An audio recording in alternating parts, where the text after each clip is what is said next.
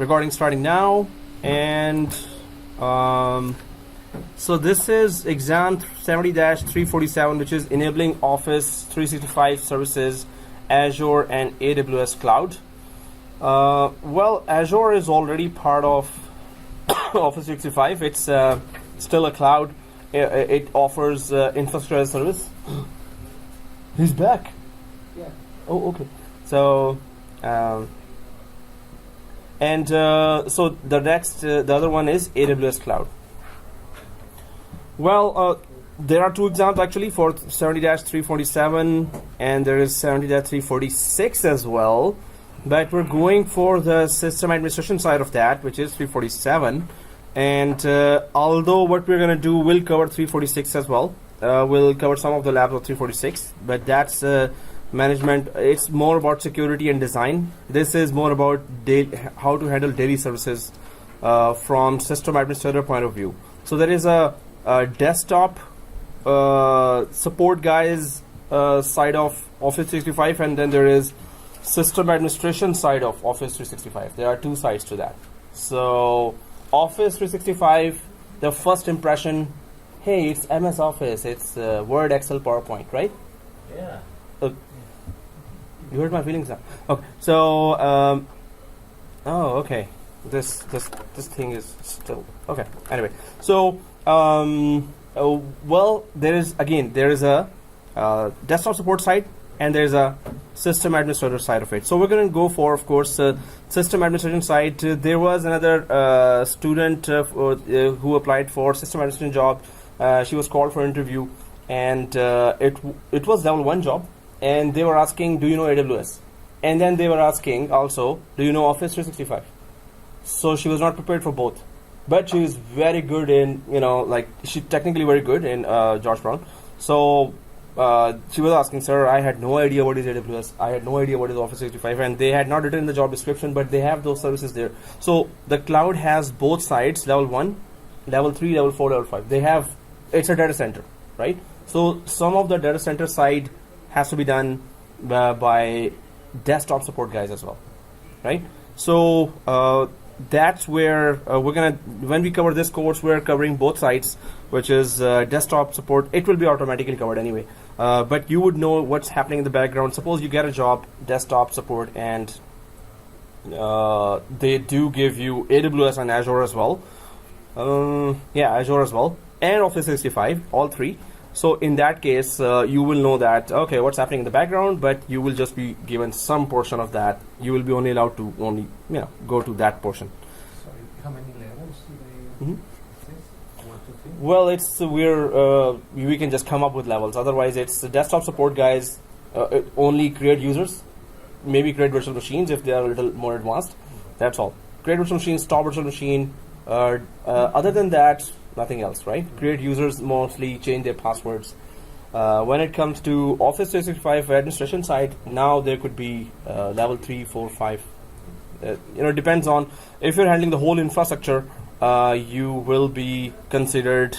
Level 4, 5 just means that how much experience you have, and how in depth you know. So that is defined in the interview, and the interviewers then decide. Oh, he's a level 4, level 5 guy. So give him that kind of salary, right? So, hello.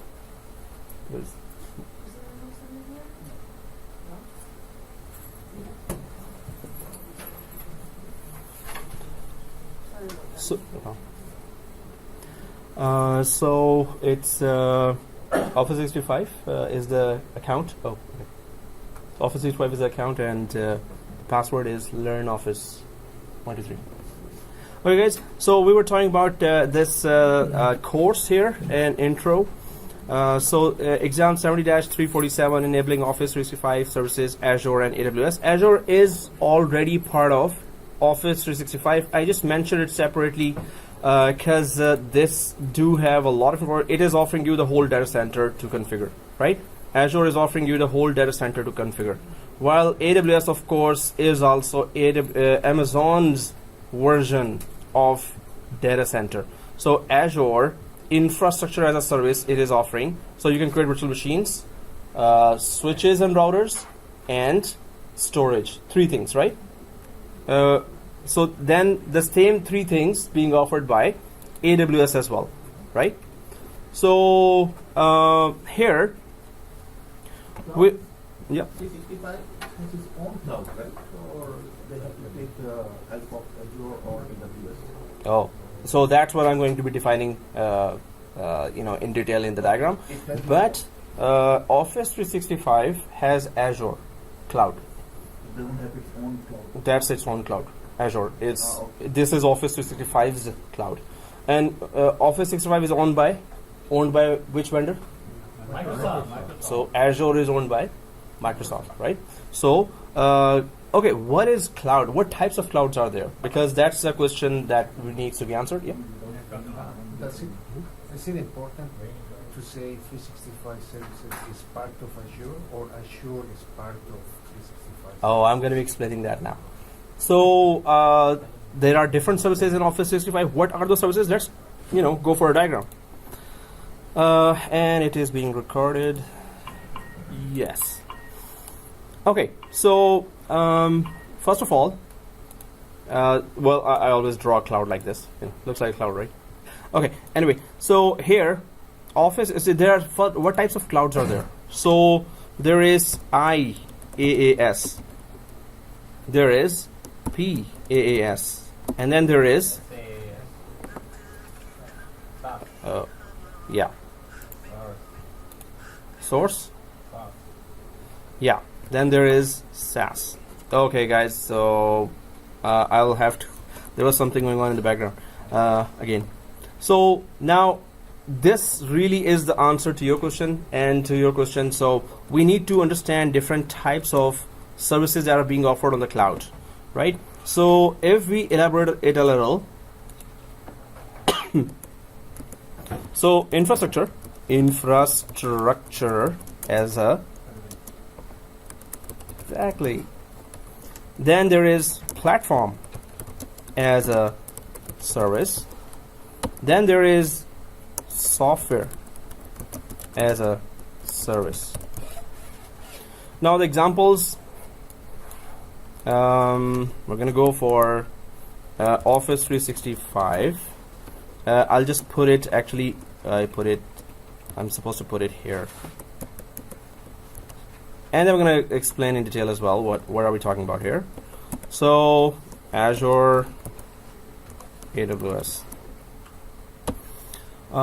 Platform as a service is for developers.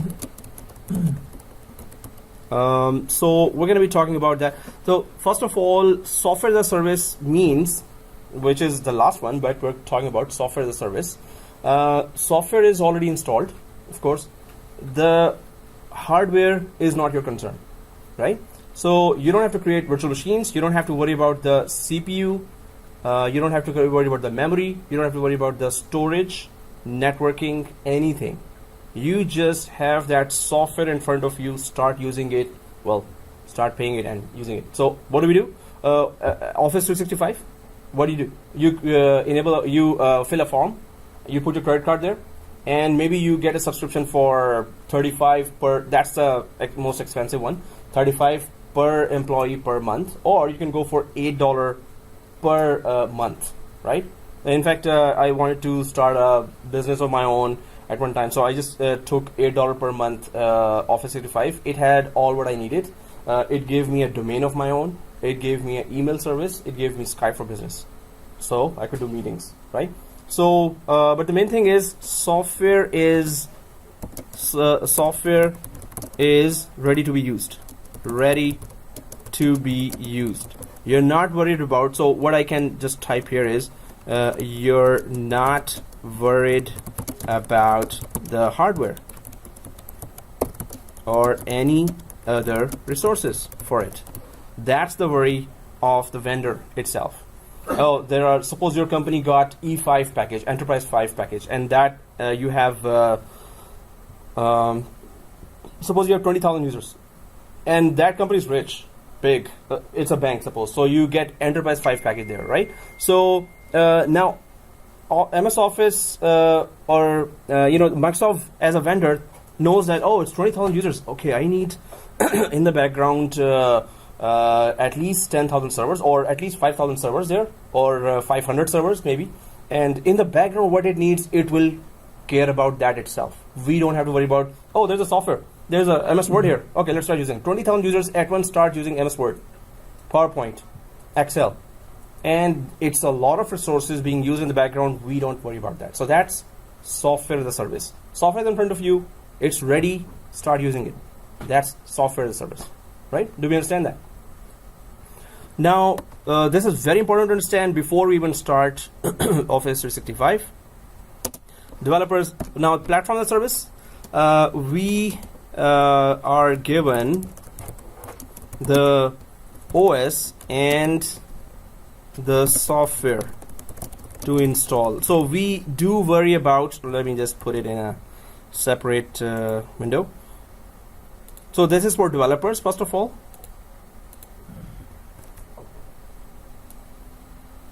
And because it is recorded, and I'm going to give you this document as well.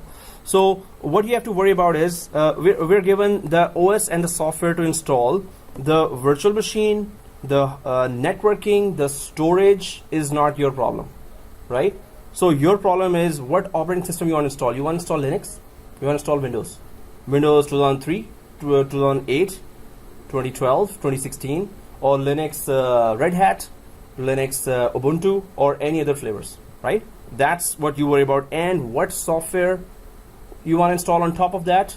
And yeah, so for developers, they might want to install Visual Studio.net. They want to install Python. With other OS? 365 works with other OS operating systems? Oh, that's so we are going there right now. 365. What is 365? I haven't yet told that. So what is Office 365? I'm going to be telling after this. But we have to first understand this, right? Then I'll connect more dots to this, right? So here for developers, we are given the OS and software to install, and you don't have to. We don't have to still worry about the hardware and the virtual resources. We do not have to worry about hardware and some virtual resources like VMs, switches, routers.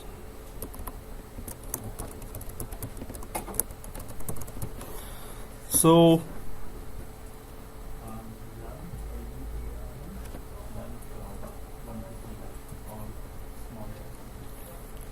here we get so you get to know that platform services is what platform service is this, right? Then we go for the final one, which is infrastructure as a service. Now that's where you have to know that what is the difference, and you should be understanding now that what is the difference. Let me just put them in different colors.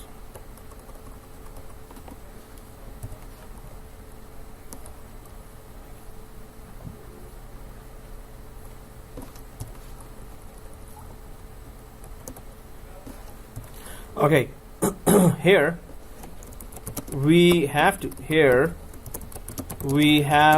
worry about the virtual switches, storage, VMs, virtual machines, networking. Then what's inside the machine? OS. Then what's on top of the OS? Applications. Everything. This is your full data center that is for you to configure, right? So infrastructure as a service, and you know that what software are there. Azure is an infrastructure as a service, right? Now, if Azure is infrastructure as a service, so what is Office 365 then? What includes in Office 365, right? So let's talk about that as well. Office 365 includes Exchange Online. So without that, I don't think any company can survive. The messaging services, right? Email. So it has to be professional, and it has to have all the professional services like compliance and security and a lot of accounts with all types of features. So a company needs Exchange Online. Then there are 4 core services. They say 4 core services, 4 core applications,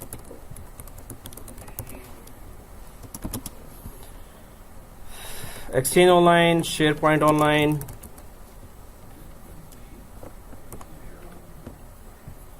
Exchange Online, SharePoint Online, then Sky for Business.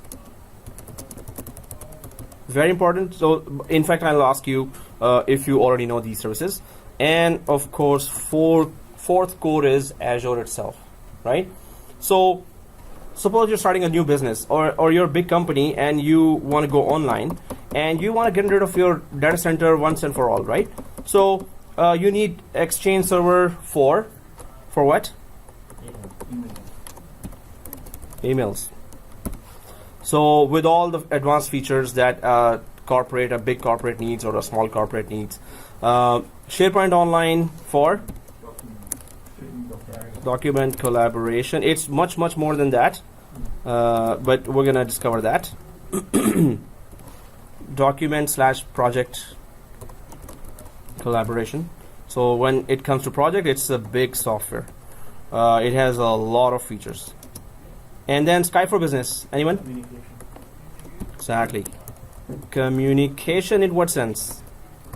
So you can say conferences and meeting. Conference, and that's communication as well. Conferences, meetings. That's video conference, right? So, and then Azure. So emails are handled. This is a very crucial part of Office 365.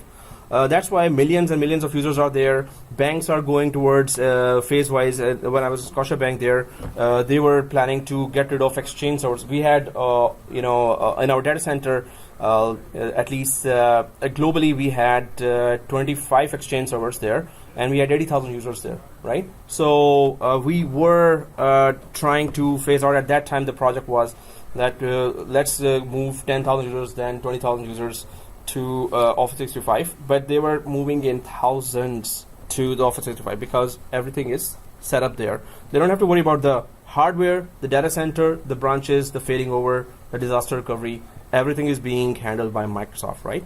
So that was a big deal there that they were going through. And now, of course, many other banks have also gone to, and governments have gone to Office 365.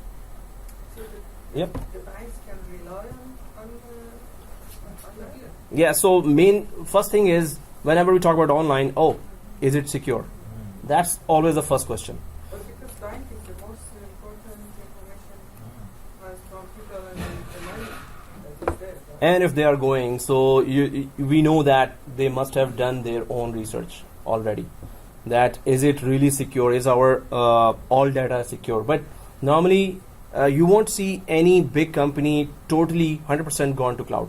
You will see always hybrid cloud, which is their own data center and online, right? So their own data center, they might want to put their most secure assets. Online, all the other users that they don't want to worry about their hardware that is backing up or that is helping those users run their day-to-day tasks, right? So, but governments are, US government has a cloud version. So there's Azure.US government and there is AWS US government. US government have their own virtual machines, virtual servers, huge infrastructure on cloud right now. So they have to be secure. They are secure, very secure. If banks and government are going, they do their research first for years. Then they say, okay, these guys are secure. Then they go. Yep. The CIA have a contract with Amazon. Amazon will take care of Some of the network assets. CIA has it. Whoa. Okay, so definitely it is secure. Now, this was the talk before that, hey, is it secure? Now it is that, is it highly available? Secure is, we're beyond that now, because if very critical institutions are online and using Office 365, then definitely it is secure. But we're going to talk about security as well. But definitely we're going to talk about it. They actually tested the whole thing, that is it secure or not, right? So first is Exchange Online, of course. This is, Exchange is a already installed, ready to be used application. So which service it is? Exchange Online is which service here? Out of the three, which service is this? Is it SaaS or is it PaaS or is it? SaaS. And anyone else? SaaS. Everyone? SaaS? It can be SaaS too. Yeah, it is SaaS. So because it's just a software that is ready, you don't have to worry about what platform it is on. Maybe it is on Windows older version or newer version. We don't worry about the platform, right?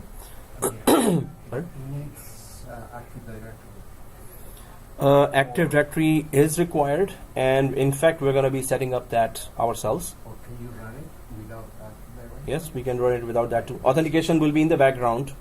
So all you need to do is create. Its own Yeah, authentication. it's background authentication is always Active Directory. It's Microsoft. So background authentication is always Active Directory, but you want to control Active Directory yourself, then you go to Azure and then just enable Active Directory there. Or Office 365 has its separate ready to use Active Directory as a SaaS as well. So Active Directory is available as a SaaS. Active Directory is available as a PaaS. Now, what is the difference between the two? Tell me. SaaS is ready to The SaaS is it is installed. Just pay, fill the form, pay, and start using that. Start creating user accounts, and connect them to applications. What is the PaaS version of Active Directory? configuration. What configuration? We have to install the Active Directory. PaaS version is create a virtual machine, install Windows 2012 inside, which is as an image available already, and then install Active Directory on top of it. That is PaaS version of Active Directory. You don't want the ready-made Active Directory. You want to install it yourself. Go for PaaS version of Active Directory. There are two ways you can deploy Active Directory as well. But as your question is that if we don't touch both, will they still be authenticated by Active Directory? Yes. In the background, then Microsoft handles that. Your users are created. That's it. So, excuse me. But when we go inside Office 365, this is not all. There are nearly 25-30 more applications that are related to corporate day-to-day tasks, and one of them is of course Active Directory as well. But when we say that 4 core applications are there, these 4 applications cover the whole business. Whatever are the basic business needs of any level of business. Maybe you have 40,000 users and you think, okay, I don't want my data center anymore. I don't want to pay for the rent. I don't want to pay for the security. And then it's going down every 2 months. It is we have to do a disaster recovery. I want to go put everything to online. So what do? So Exchange Online for email. So the first thing they will ask, okay, what do you have on Office 365 that we want to get rid of our data center for? So they say, okay, Exchange Online. You say, yes, we have hybrid Exchange. We have already Exchange in our data center. So, hey. Hello. Oh, okay. Yeah, it's okay, guys. So here, Exchange is there, right? So Exchange was on premises. Now Exchange Online. SharePoint in majority of the big companies, SharePoint is there. If you heard about or if you were in any company, you will see that SharePoint is there. But there are many other application and document collaboration and project collaboration enterprise applications there. So SharePoint is one of the most famous ones. So SharePoint is one thing that you can put your documents on. It's kind of a big file server. It acts as a file server intranet, and it connects to all the advanced banking, insurance, hospital, government applications, enterprise custom applications that are really famous. It connects to all those as well and takes its data inside as well. It's very complicated, SharePoint. But basically what it starts doing is you can start creating websites for your employees, for your departments, for your document collaboration is already there. It's a file library, document library. So you can. So this is also a basic need of a business, right? Then, of course, you need to do meetings and conferences. So Skype for Business is also part of Office 365.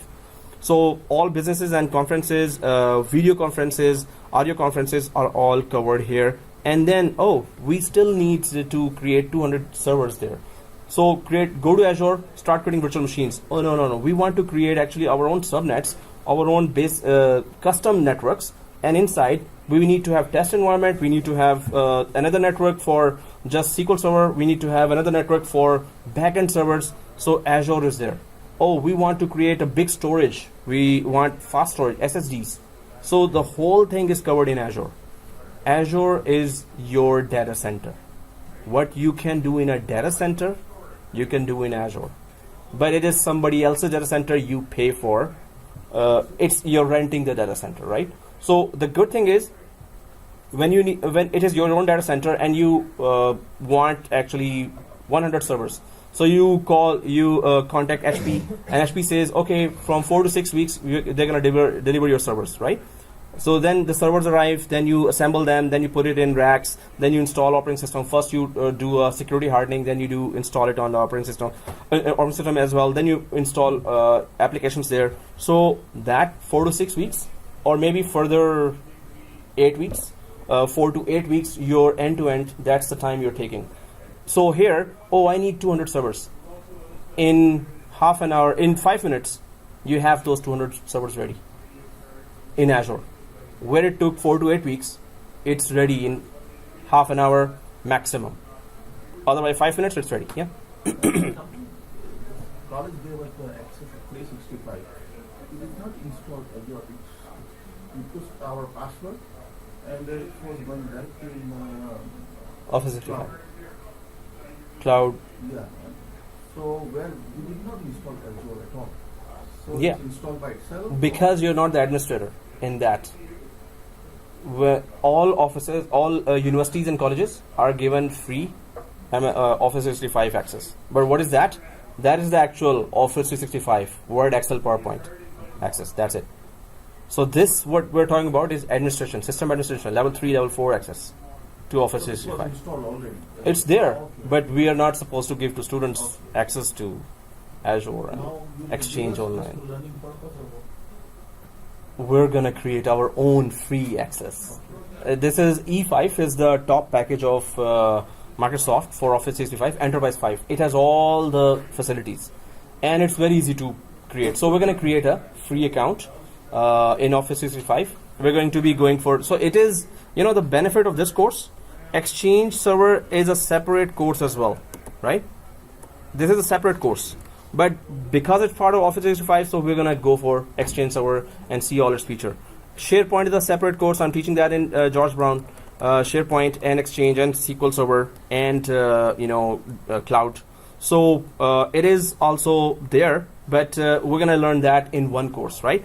Sky for Business is a separate course, but we're going to learn here, and definitely Azure is a separate course. So 4 separate courses, because these are the enterprise applications that are combined. These are the 4 core applications that makes the Office 365. So otherwise, you're gonna go for all 4 separate courses. Now you're gonna learn all 4 in one course, right? But of course, it's not gonna be that detailed in depth. But whatever you learn, it will be enough to at least go for interview or do a project or do consultation there. You will learn Exchange, you will learn SharePoint, you will learn Sky for Business and Azure. And what I'm adding from my side is AWS as well, because AWS is the leader in cloud. So you need to really know what is the difference between Azure Infrastructure as a Service and AWS Infrastructure as a Service. AWS is the leader in IaaS, right? So, but Microsoft is good in SaaS when it comes to Office 365. There are millions of users there and increasing per month and in very large quantities. So yes, if you have a level 1 job or if you have level 2, 3 job, Office 365 will be there in majority of the companies. As you also try to search in Indeed.com, Monster.ca, right? That Office 365 jobs, and put Scarborough or put just GTA, you will find a lot of jobs for Office 365. It is there. But overall, cloud is there in nearly every company now. So either they have taken 1 or 2 services of Azure or 1 or 2 services of AWS or both, right?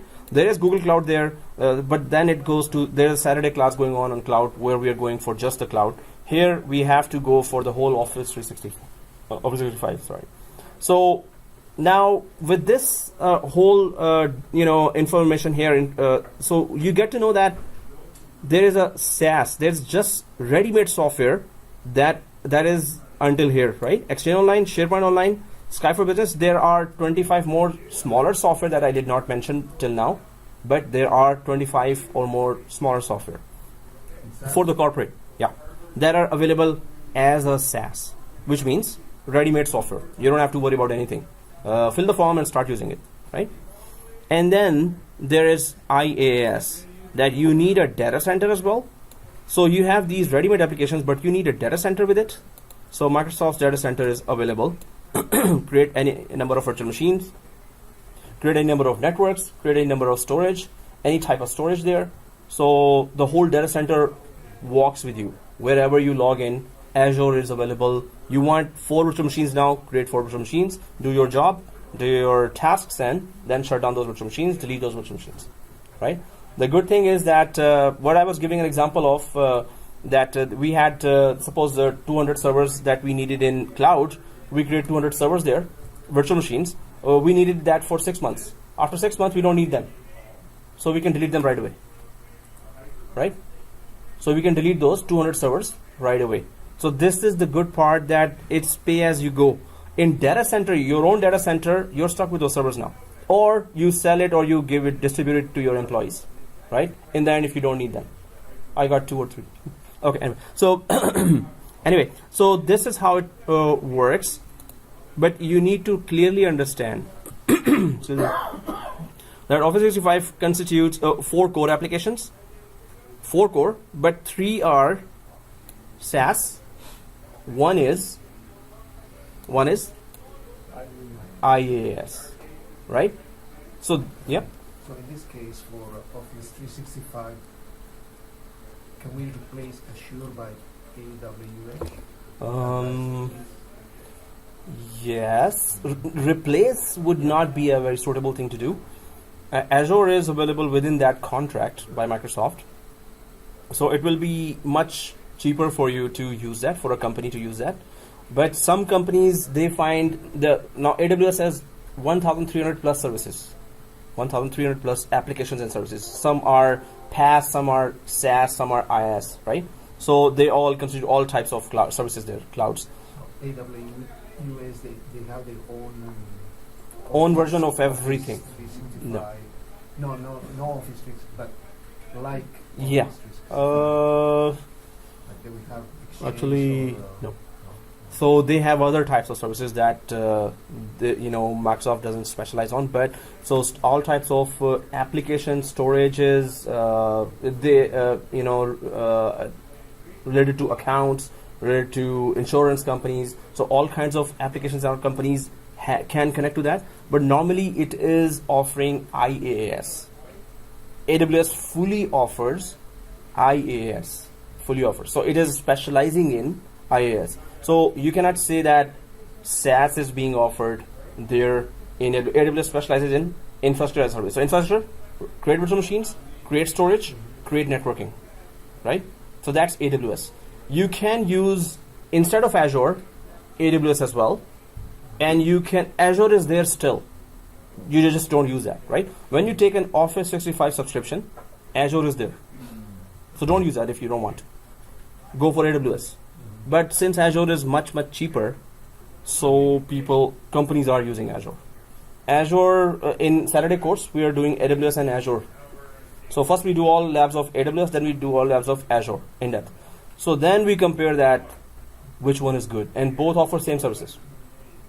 So Office 365, it has to run on Windows Server. So Office Because 365. they'll need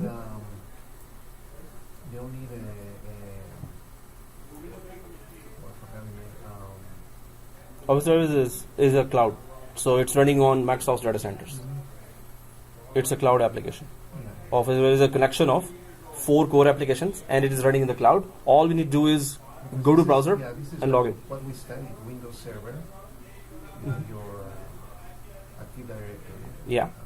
all that, and then you will attach another server with Exchange, another server with SharePoint. Exactly. So it's a Windows Server environment. Yeah, these are 4 servers: Exchange Online, SharePoint Online, Sky for Business. These are 4. So in our production environment, in our data center, we would have installed server 1, 2 servers for Exchange, 2 servers for SharePoint, 2 servers for Sky for Business for high availability.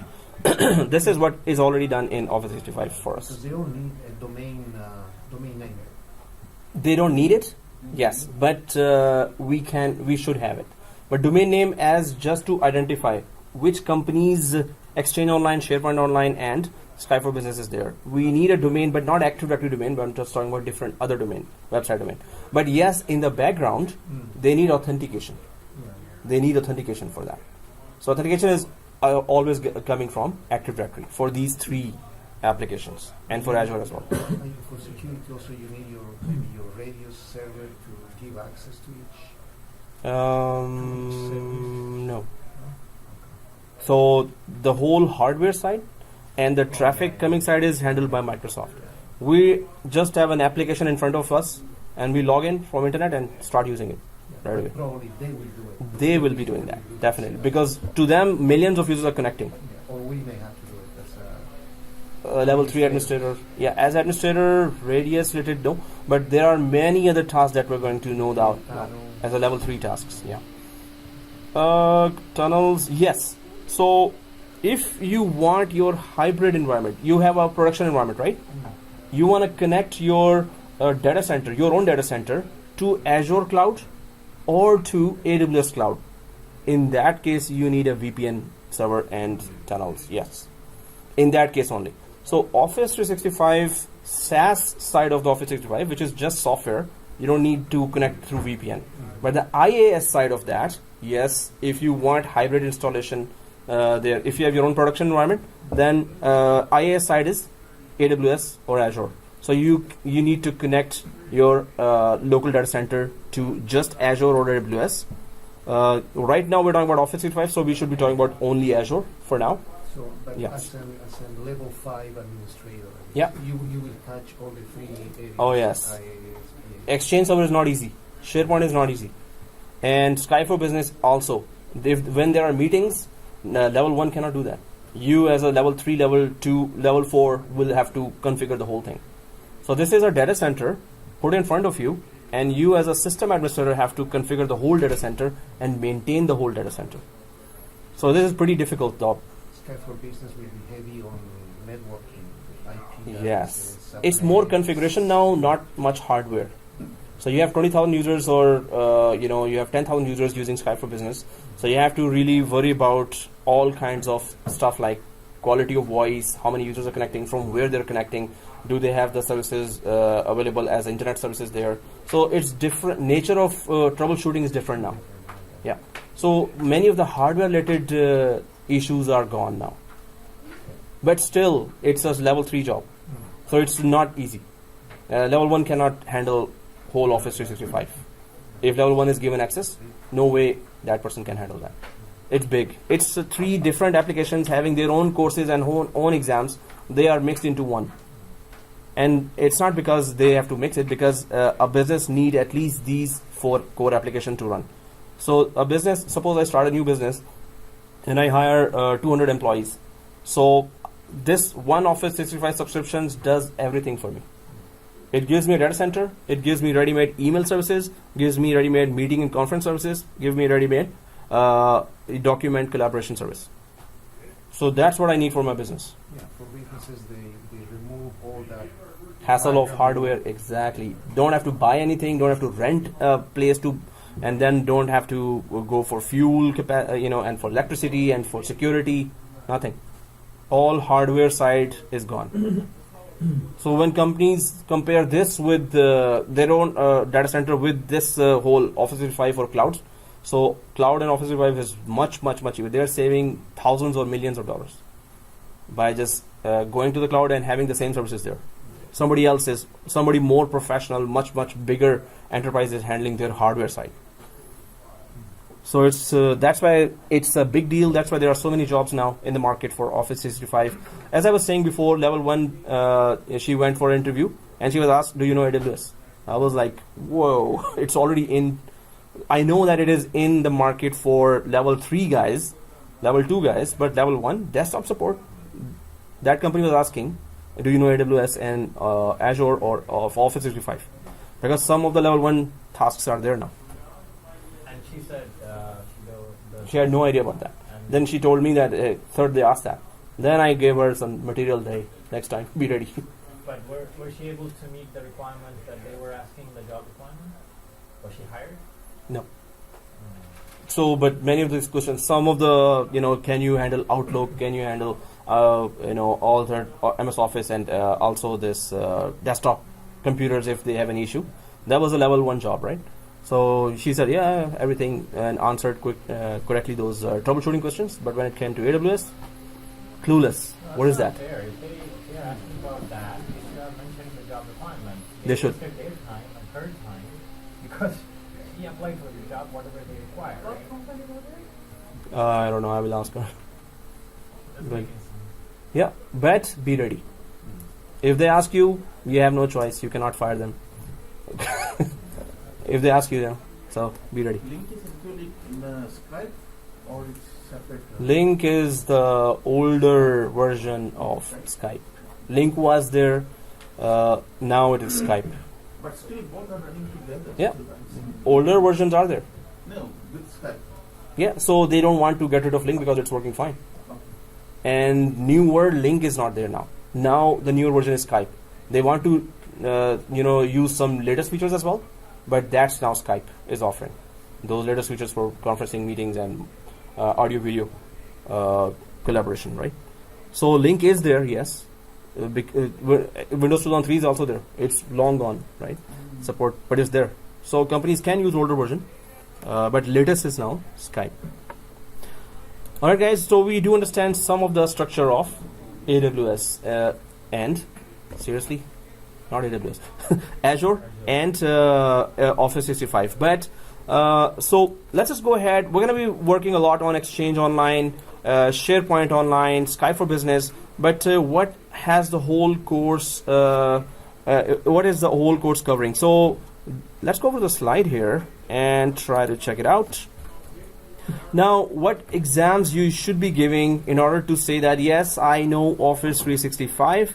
So 70-347, enabling Office 365 services, right? So that's the exam you should be worrying about. There is a 70-346 exam as well. That's management and identities. That's for more security and design. So I covered the administrator part of that, system administrator part of that, right? So day-to-day tasks, you will be having that structure already configured for you. It will already be there. They will be expecting you to do day-to-day tasks, right? So we're going to be going for 70-347, but some of the labs for 346 will be there still. So some of the topics will be covered, but I'm fully concentrating on 347 for Office 365. Azure is part of that, but it's not in depth. It is just part of that. Azure is a separate course, remember, just like other applications. So, and AWS Cloud is just introduction and some critical labs that I need you to do, because you then will be able to at least compare between Azure and AWS as well, right? So, other than that, well, majority of us know about me. It's my name is Amir, and I've been in the IT field for 15 years. So all others are here doing courses with me. So you're the only new one here. So, and Raj is also Nice new. to meet you. Nice to meet you, sir. I thought that we had another session, another class with you. Yeah, in the evening class you were here. Yeah. Okay. So you're in a full-time student here as a second career, or you're just I am trying to get the second career, okay. and I am trying to Mhm. get myself updated. I have 15 years of experience in networking service support. and, Nice. software Okay. support In Canada and in Canada. in RBC. hmm? RBC. RBC. Okay, nice. And just want to get a better job like that. So Mhm. that's why I want to go for Azure Mm-hmm. as well. And Okay. cloud. So I wanted to talk to you after the class to see what is the best. Yeah, sure. Cool. All right, thank you. And okay, so well, this is normally introductions on the first day, but it's kind of we know each other too well. So these are all second career. So we have done so many courses. We know each other like a family. So so okay. Well, normally I go for that. It's kind of a thing that I have to go through.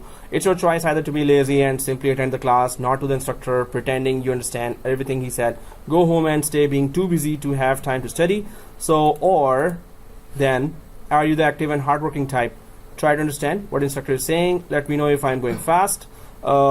Ask me to repeat when you don't understand. Not shy of asking simple and easy questions. Try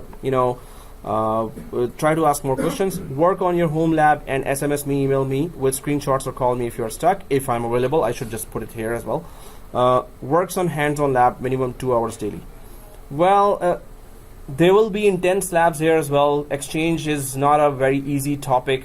If you just go for Exchange server course itself, it's tough. Now it's with 4 other enterprise applications. So it's tougher, and I don't want to miss anything as well. So it's going to be lots of labs for you.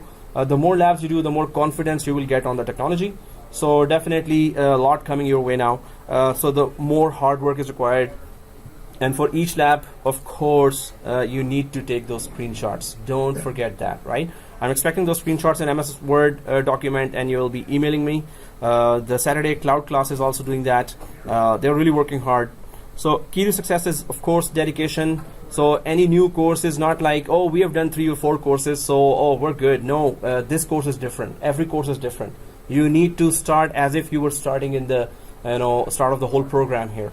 So you were really passionate at that time. I see that passion going away or goes away as students go for 5th or 6th course. So keep that passion up and do as much hard work here as well.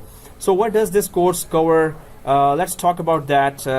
Actually, anything related to cloud nowadays is kind of something we would want to go to.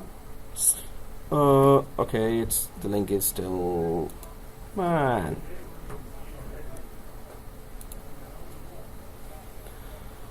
Okay, I'll just open it again. And since Chrome is a rival browser to Internet Explorer, okay, so we have to see Trump every time we have to open Internet Explorer. So the college, do they offer Azure and AWS just for them? It's the free accounts we're going to use, and some of the it's the free account we use for that as well. The answer is same. So we use the free accounts for that. It's a good thing about Office 365. You can create 2, 3, 4, 5 accounts. Just change the name. So easy. I'm going to tell you now how to do that. And the good, another thing which is very good, you don't need credit card to enable free 1 month Office 365 services. But you do need a credit card for Azure to get free 30 days or 1 month access to Azure services, free. So Office 365, no credit card. Azure, no. After that, we're going to do the labs in such a way that we will not be charged. So now through experience, through previous courses, I got that strategy of do the labs, very difficult labs as well, and then delete the labs at the end of the class. Then you never get charged. I did some of the labs. We were connecting from our production environment, from our laptops to the cloud. We were connecting our machines. We were doing failover from one machine here in laptop, one machine in the cloud, and we were failing over, right? And at the end of the class, I deleted all the machines. So till now, and it's been 2 months, nothing. So credit card is clean. So yes, that's the strategy. Even if 30 days are done, don't be afraid. Keep following up with the labs, and you will not be charged. So it's just that delete whatever you created just then and there, right? Not by the end of the class. So they do see how much you have used, and then they charge. So then the labs is not connected to each other. So when you are deleting it at the end of the day, you have to do it tomorrow. So you have to do it at home and delete it after 4 or 5 hours. So redo that. That will get you the experience, and delete that too. Same time, right? Yeah. So same we did in the class, and you can do it as many times. Just delete it after a few hours. If they will charge, we will charge. So guys, one more thing about AWS at least, that some of the charges will come to you. It would be 50 cent, 40 cent, 80 cents maybe, or maybe $1, $2. So the good thing is that when you email the support that I was using the free tier, so these charges came, so they reimburse right away. And for every student they reimburse. And only those students got charged, those who were not afraid, and they went on doing the lab. So when you do the lab, then you gain that confidence in the technology. When you just see the lab, that's gonna be not useful. That's a waste of time for you, right? You can see the lab at home, then why did you come here, right? So do the lab yourself to gain that experience, right? It really saves, gets saved in the mind as well. I've done that exchange disaster recovery in way back when there was an interview in a bank. Because I did that, I saw that in YouTube many times, disaster recovery of Exchange. Exchange was down. But I did that lab, those steps that I did came into my mind after a long time. So otherwise, no other steps that I saw the video 100 times, those steps did not come to my mind. So do the labs to understand everything, right? So for the cloud, people are afraid, oh, I'll get charged millions and millions. No, there's nothing. If you get charged, you will be charged for 30 cents, 40 cents. We take 2 coffees per day, right? That's already $3. So if that accumulates in 1 month, but you learned a lot from that, right? So don't be afraid of that. I've never been charged. If I was charged, I would stop you right away. How much does it 4 cost years. if we are using, sir? Hmm? If we are using home, right? I mean, not free. Using credit card, how much does it cost a month? Well, it says that per month cost. As soon as you start a service, it will show you right away. So we're gonna go for creating a virtual machine that is in Microsoft $18 per month. If a whole month has passed and you were using the machine, then they will charge you $18 per month. We're gonna delete in 4 hours, 5 hours. Second thing, if per hour there are per hour charges, but they are 0.0089 cents per hour. So 0.0089 cents. Less than Like, that's nothing. To learn something, that's nothing, right? So that's why I'm saying that don't worry about that cents, that you're going to lose, but worry about the knowledge that you're going to lose or confidence, especially the confidence on the technology really matters. During the interview, they know that, they detect that confidence in you about when you're talking about some technology because you did it, right? So, okay guys, here MCSA Office 365, anything cloud in your certification nowadays is really important. Anything cloud. So either AWS, I would recommend, don't miss AWS. You must be AWS. That's a leader in cloud, right? So it has defined the cloud. It has all the services. If you were going, in fact, now you will be seeing as well that AWS, we're going to do Azure first, then we're going to do AWS. You're going to see that AWS is much better in offering cloud services. It is the leader. There's a reason why it is much better. So if you're certified in that, that's good. Especially, also I say that VCP, VMware, be certified in VMware. You must be VCP because VMware is the leader in virtualization, right? Data center virtualization. VMware is the leader. So go for the leader and do those certifications. Yep. How many exams do you have to prepare for this course? So MCSA Basic, first of all, which is either 2012 or 2016 MCSA. Then 2 exams, 70-346 and 347 to become Office 365, MCSA Office 365. So yeah, 2 exams for MCSA Office 365 or any cloud, Azure 70-533 or AWS. The name of the certification is AWS Solutions Architect Associate level. I'm going to be telling that too. Yeah. No need for the exam for AWS, separate exam. It's better to have AWS. It's much better because then your cloud is related to you now. Then if you are AWS is not easy. If you do AWS, you're covered in cloud, right? So and if some students are going for Azure and AWS both, so that's wow. But anyone, and I would recommend AWS. But if you even do Azure cloud, that's also good because that's the second best in the globe on the planet Earth, right?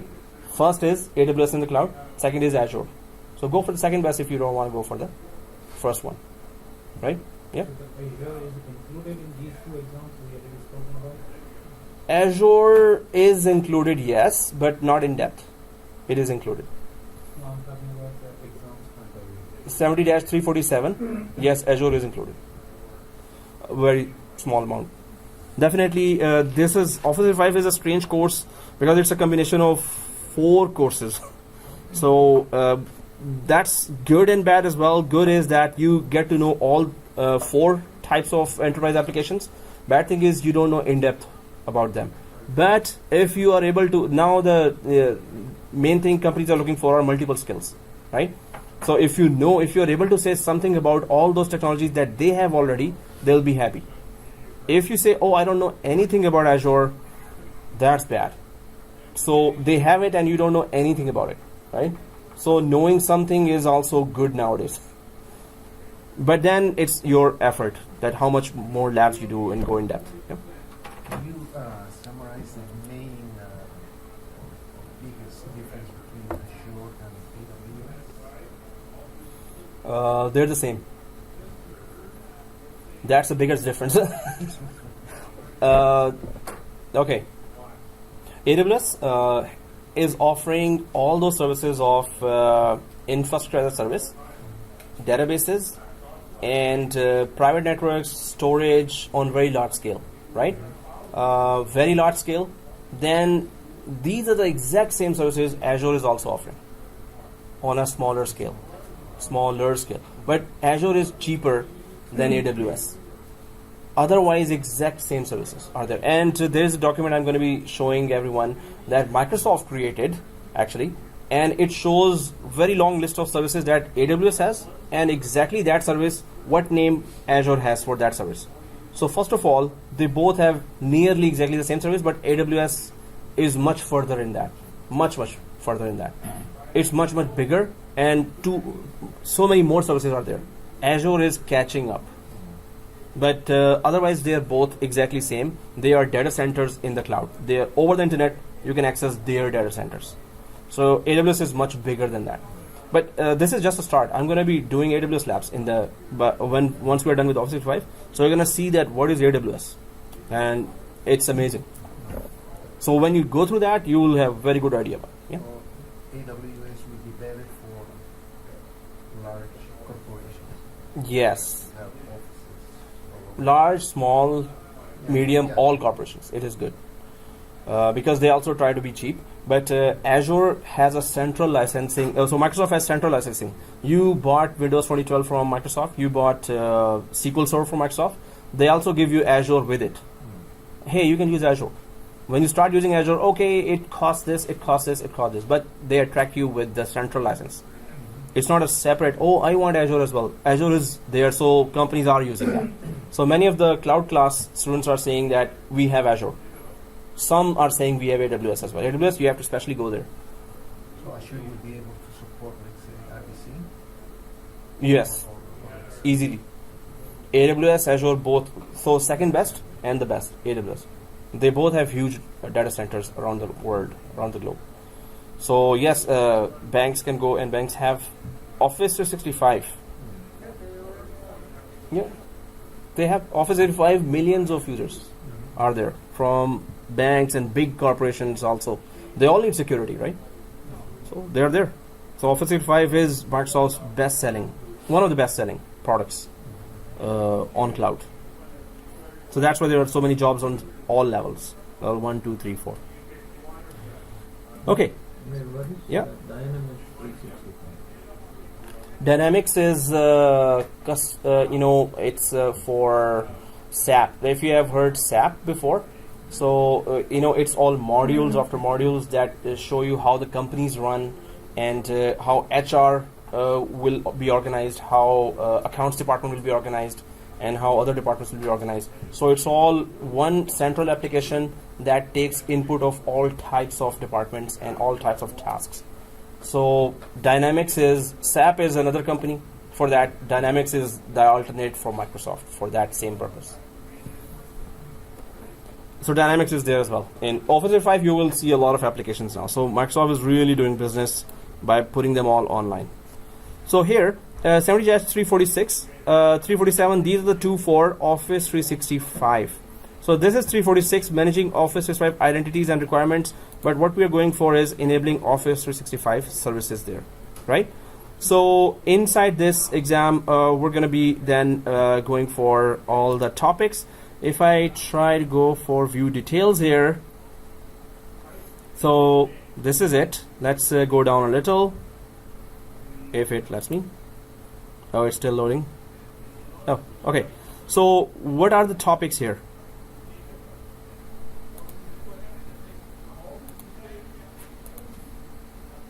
So manage clients and end user devices. So that's what 7347 does, right?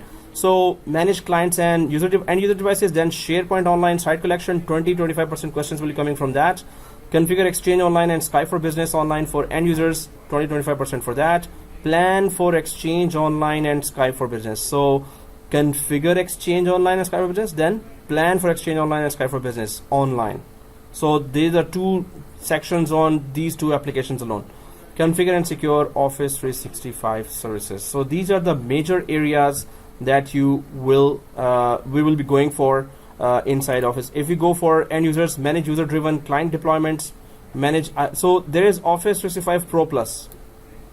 Whenever you see this means you have downloadable version of Office 365. If Pro Plus is not there in your package when you buy a Office 365 and Pro Plus is not there, this means you don't have a downloadable Office. You can, if you have internet, connect to Office.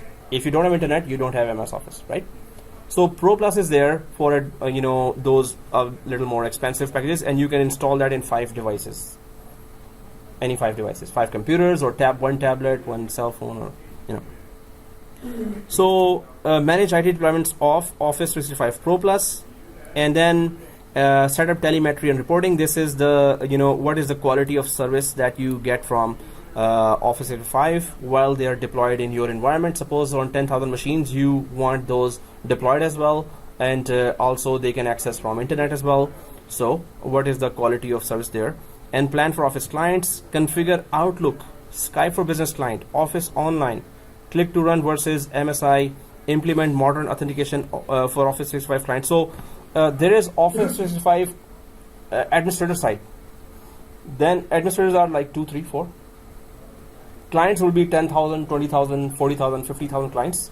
So how will they get those MS Office services? Suppose there are 50,000 clients and you are told to configure Office 365 for all the clients. So first of all, they all have desktops, they all have laptops, they all have tablets. Suppose any one of those. So you will have to install Outlook. Have you all used Microsoft Outlook before? Look out for Outlook. So Outlook, we're going to install Outlook in our Windows 8, Windows 10, and then we're going to connect that Outlook. Outlook is the client that connects to Exchange server and downloads all the emails from there, right? So Outlook, we have to configure Skype for Business. Of course, Skype meetings and online meetings, video calls, conferences. We have to install the client on Windows 10 for Skype. Office Online, how does the clients? So we're going to configure this, and we're going to go to the client side. We're going to create some users as client users or end users, and then we're going to connect to these services from there. So what you need to do is you must have Windows 10 for that. We're going to install that. Then we're going to install all these clients. Then we're going to make sure they are connected to online services, right? We're going to make sure that they are connected to online services. So, and click to run versus MSI. So how can you deploy those clients on very large scale? And then implement modern authentication for Office 365 clients. So what kind of authentication? So Windows 10 is still in the office, in your desktops, right?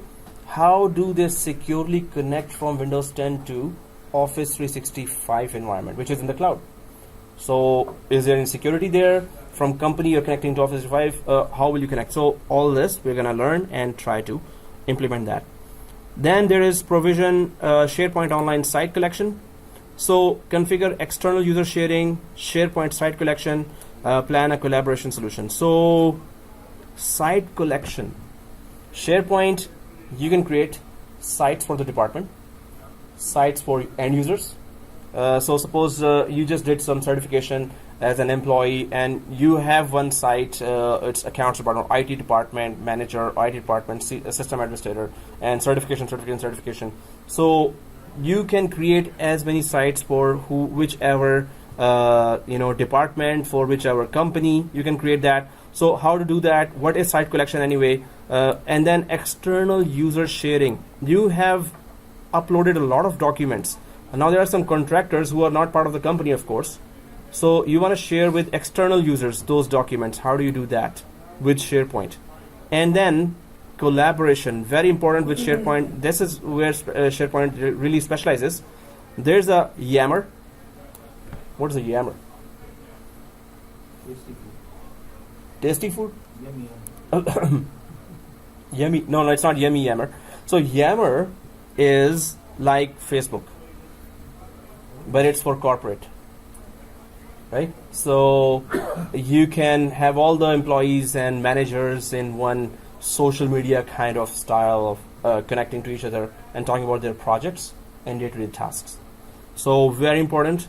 Co-authoring, of course, you're helping with your boss to come up with some documents, important document. Office 365 groups, you can group together, of course, accounts groups and sales groups. Access file across multiple client devices. Migrate files to OneDrive. How much size of OneDrive is available basically for all the users there? 5G.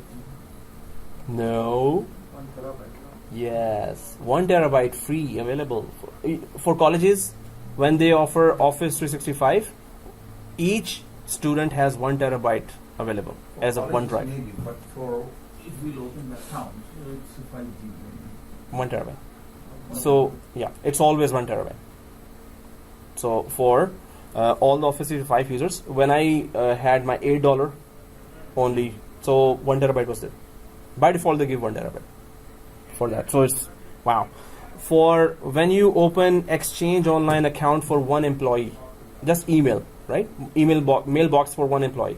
How much size is the mailbox? Mailbox sizes. How much is the size for that?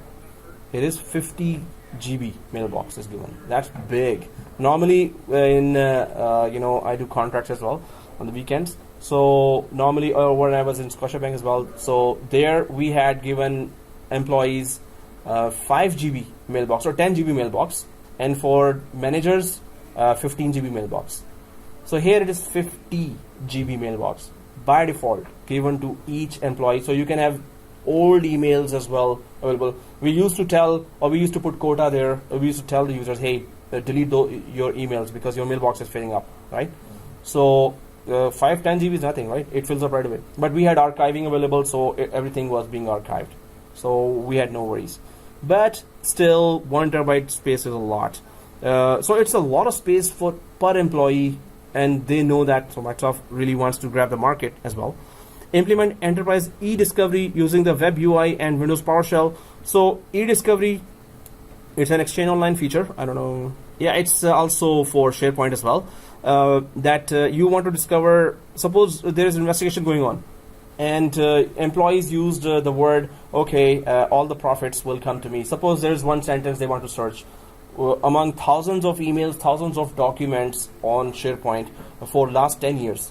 So it is very thorough search. E-discovery is a very thorough search that it can go for phrases or documents throughout thousands of documents and go way back to whatever time you decided. So it is a very thorough search inside the documents of SharePoint as well. So implement Office 365 video. Well, that I will ask you to test at home because everyone has a video, those cameras there at home. Use device for collaboration. Use Delve, seriously, device. Delve is another, as I said, there are 25 more applications that are used for corporates. And then configure data loss prevention. Very cool feature.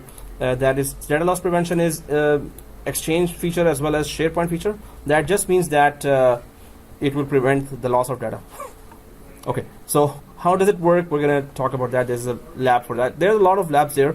But configure Exchange Online, then configure additional. That's the whole Exchange course now. That you don't have to go for separate Exchange course because all the features will be covered here. Okay, not all.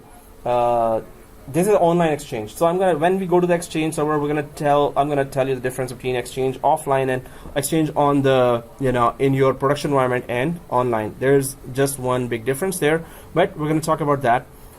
So other than that, configure additional email addresses for users, create and manage external context resources and groups, configure personal archive policies. We're gonna do all these. Configure Skype for business, online, and user communication. So that's a lot of things to configure for mailboxes, for end users. So this, you have to be a level 2, level 3 administrator to do that. End user, level 1 desktop support guys cannot do that, right? So you must know Exchange inside out to do that, right?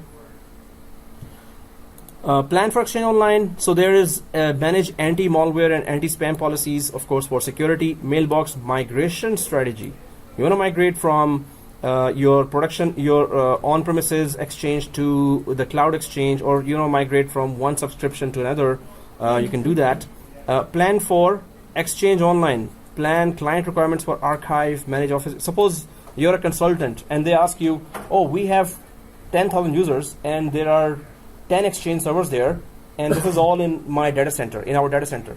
So you have to give them a plan to migrate all 10,000 users from your production environment to the cloud. So how do you do that? What areas you want to tell them to be ready for? So that's all planning for Exchange Online. So they all want to go Exchange Online, but they have 10 years back employees with all the emails there. They want to migrate those, right? They don't want to create new accounts there, right? Yeah. Migration means you just copy the PST file, that's it, or? There are many ways. PST, export PST and then import PST. That's one way. That's the manual way. And then there is the other way that's more difficult. That Exchange is actually connected to cloud directly and simply migrate 1, 2, 3, 4, 5 mailboxes like that. That's the lengthy and more complicated way. Otherwise, yeah, export PST and import, upload to cloud, import it to a mailbox. We're going to do at least one lab for that, just to check that at least one type of migration we can do. So here, yeah. You were saying that if there was a 30 years ago and they want to all integrate all those probably gonna do it. Is it possible to do that? Yeah. So there are many ways to do that, but two more popular ways are, one is Exchange, connect the whole Exchange server to the online Exchange. So production environment Exchange, you have to connect that. That's very tricky. With Federation services you can connect. With there is a wizard inside Exchange Server 2013 and 2016 that takes you there, that tells you the whole steps to connect, and DirSync is one other software that you have to use. So other way is exactly the manual way. Export PST and upload it. So export PST upload, that's the feature that is already available there in Office 365 Exchange Online. So we're going to see that, we're going to check that. So that's a lot of features to cover. But you get to know, that's a good thing, is you get to know 3 or 4 enterprise applications in one course. So you can talk about it confidently in the interview. And manage Skype for business, definitely this is what you need to understand. Manage external access, manage domains. You have to create domains there, manage Skype consumer connectivity, how do Skype consumers or end users connect to that, customize meeting invitations, disable push notification service using the web UI and Windows PowerShell. Push notification, of course, hey, there's a meeting, can you connect now, and configure cloud PBX. What is PBX? Anyone heard of PBX before? Yes. Private branch exchange. Really? Yeah. Exactly, you're doing the collaboration. I'm not saying I know. Cool. Private branch exchange. So private branch exchange, but this is what does it do? So it connects your phone network to your application, but you must have that software available to connect that. So we're going to talk about that. I wish we could do that as well. PSTN conferencing as well. That is connecting to phone lines to, so somebody wants to connect from audio. This is very good with there is a WebEx service that is very famous among all the enterprise in the banks and in other that they use WebEx for. So I can connect from, they give a number as well. If you don't have video, you can connect from audio as well. You just call from your phone and you're connected to that same meeting where Some are connected from video, some are connected from online audio, some are connected from just phone line. And Skype meeting broadcast. Those ones you need to have Wi-Fi. Yes, exactly. Wi-Phone as well as these common phones as well. It's not compulsory. Yeah. Landline phones as well you can connect from. Cell phones as well you can connect from. So that's where their collaboration course is there. That's what they teach there. So configure and secure Office 365 services. Of course, what is implement Microsoft Teams, licenses, and what are the connectors there. Then OneDrive for Business, what packages it offers. OneDrive that we are commonly using. Then there's OneDrive for Business as well, right? So it may have advanced features for storing files, right? And implement Microsoft Flow and Power Apps. Power Apps is a collection of lots of apps that are useful for business. Lots and lots and lots of apps, Power Apps, right?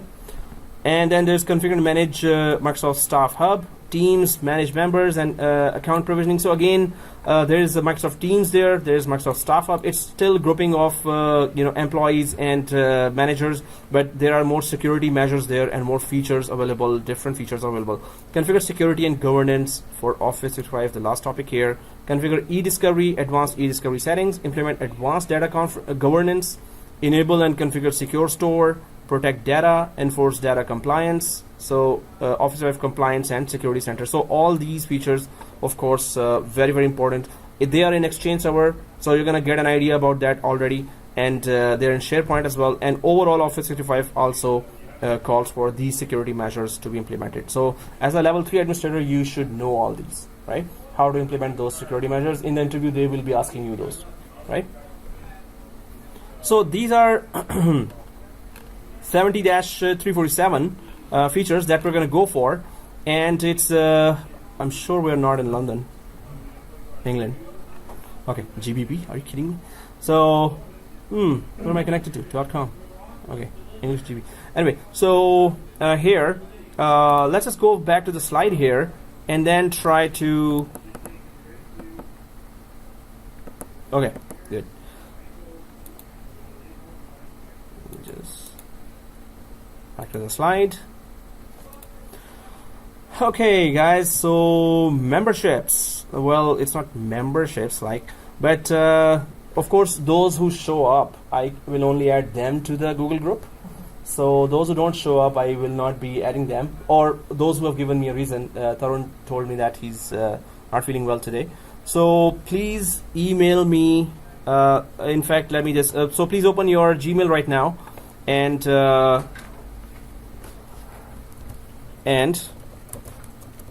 create an email to irigami@gmail.com. Subject Office 365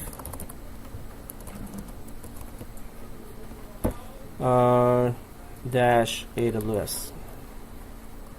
So please put the subject Azure dash AWS, and in the email just your full name and your cell number.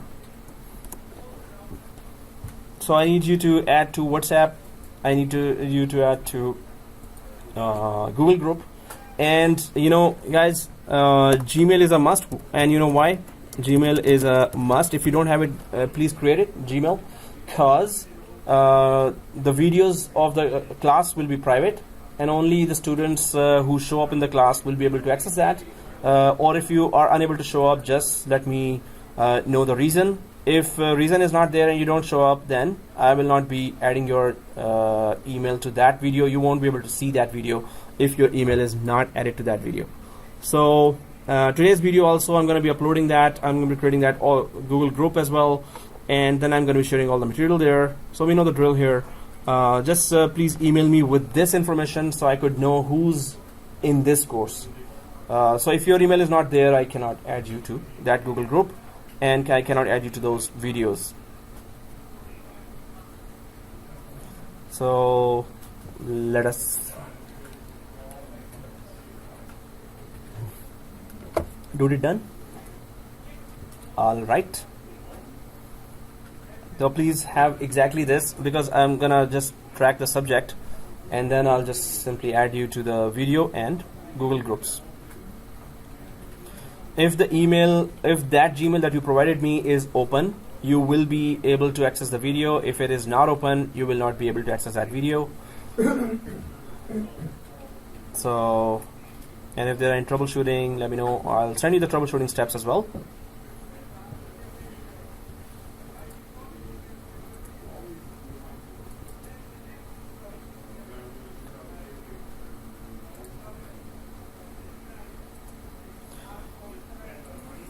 Okay, so I hope everyone has done that.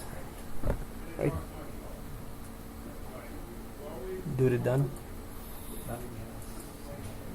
Mm-hmm.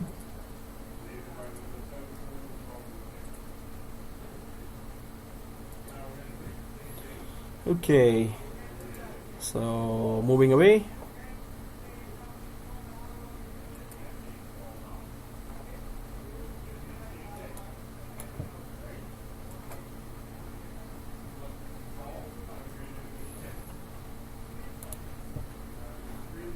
Okay guys, so let's go ahead now. If everyone has written that,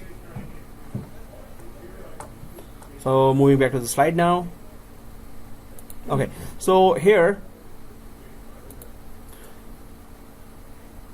a reality check. There's a lot Microsoft is expecting from us as we prepare this course, 347 actually. So there's a long list of topics to cover. We're going to do the critical labs. We're going to go for nearly all the labs or all the topics with labs. I really do follow all the labs. I want all the labs to be there. But if there are some topics that the labs cannot be done, so we're going to at least cover that topic. Now there are so many. This is something we go always in the day one. So there are so many certifications that were. Then what set of certs should I go for in order to apply for a systems administration jobs ranging from 25 per hour up to 50 per hour? So then there is. Let's just check if you've already seen that, but you can now check yourself that where are you now? How many certifications you are done? How many courses you have done? How many labs you're good with, how concepts are okay. So 3 exams of Microsoft MCS 2012 or 2016 you must have Exchange Server or Office 365. Any one is a must have as well. SCCM advanced certification, but if you have that, that's very good to have. VCP is a must have. VMware certified professional 6.5 or 6.0, any of those. If you've just done VCA, then please go for VCP as well. And 1 exam of Citrix, also good to have. Well, there are so many jobs there. So 1 exam ITL must have. CCNA is a must have as well.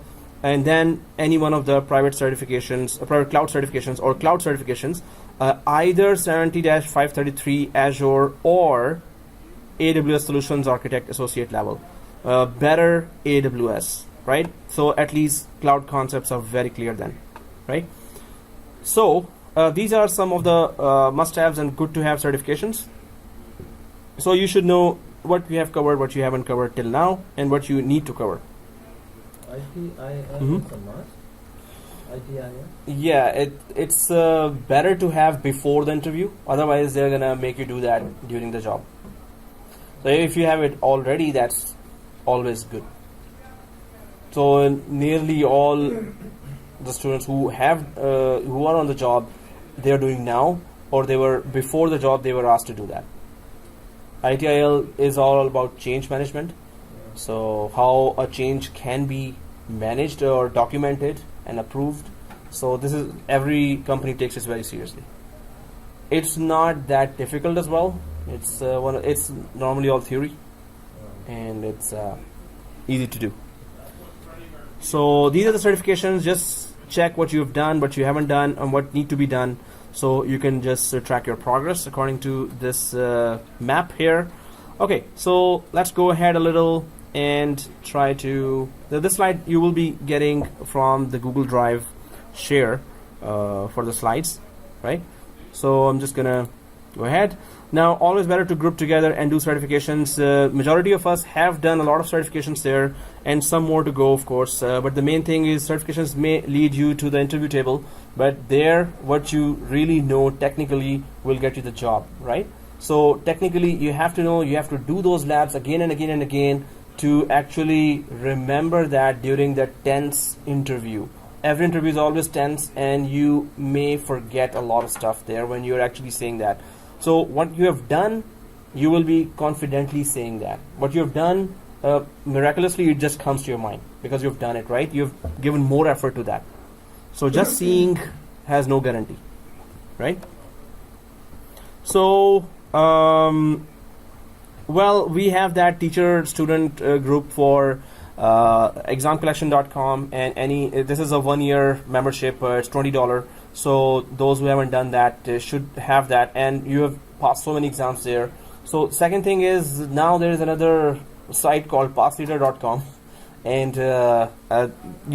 they also guarantee that after you have done all the preparation and all the labs, then we can still gather for that if there's some critical exam that exam collection doesn't cover. As for sample questions, okay, so anyway, for the exam you have to really you need to pass that, right? So that's why. So okay guys, about this course, who are the audience here? Primary audience are specialty IT professionals. Those who are IT professionals, this course is for them. Typical job description: consultant, role implementer, you're implementing the technologies, right? Responsibilities: evaluating, planning, deploying, and operating Office 365 services. Because those enterprise applications are, complicated, Exchange is not easy, SharePoint is not easy, Sky for Business, they're all complicated applications. Especially Azure is the walking data center with you. It's data center that goes with you, right? So whole data center, they're all complicated technologies. So operating Office 365 services, including its identities, dependencies, requirements, and supporting technologies. So skill level 300. So this means what? 300 means maybe you're level 3-4 administrators, so this course is for you. If you're already in a big company, and you are level 3 administrator, level 2, 3, 4 administrator, system administrator, you're already doing those things, then this course is for you.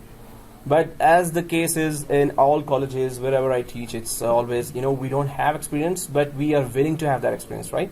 So it's going to be easy still. Don't worry about that. Although skill level is 300, but we're going to do all the labs. We're going to understand each and everything. So it's going to be easy. Otherwise, these are complicated technologies. Just like we did failover clustering, right? So we did other labs, very complicated labs, right? We were able to do that. We were able to understand that. So it's the same thing, right? So secondary audience are specialty IT professional, typical job description: network administrator, IT managers, role administrator, responsibilities: managing and maintaining Office 365, including identities, document protection, integration with on-premise directory services. That is our first project here. That we're going to install our on-premises environment. We're going to install Active Directory in our own server 1 machine, and then we're going to connect it to Azure cloud. That some of us have done that already, but we're going to do that because we need 390 users up from our local Active Directory to the cloud. 390 users should be there, up there, right? So anyway, with on-premise directory services, integration with on-premise directory. See this, that they already expect that. That's why I included that as a project in MCSA, that it is required there.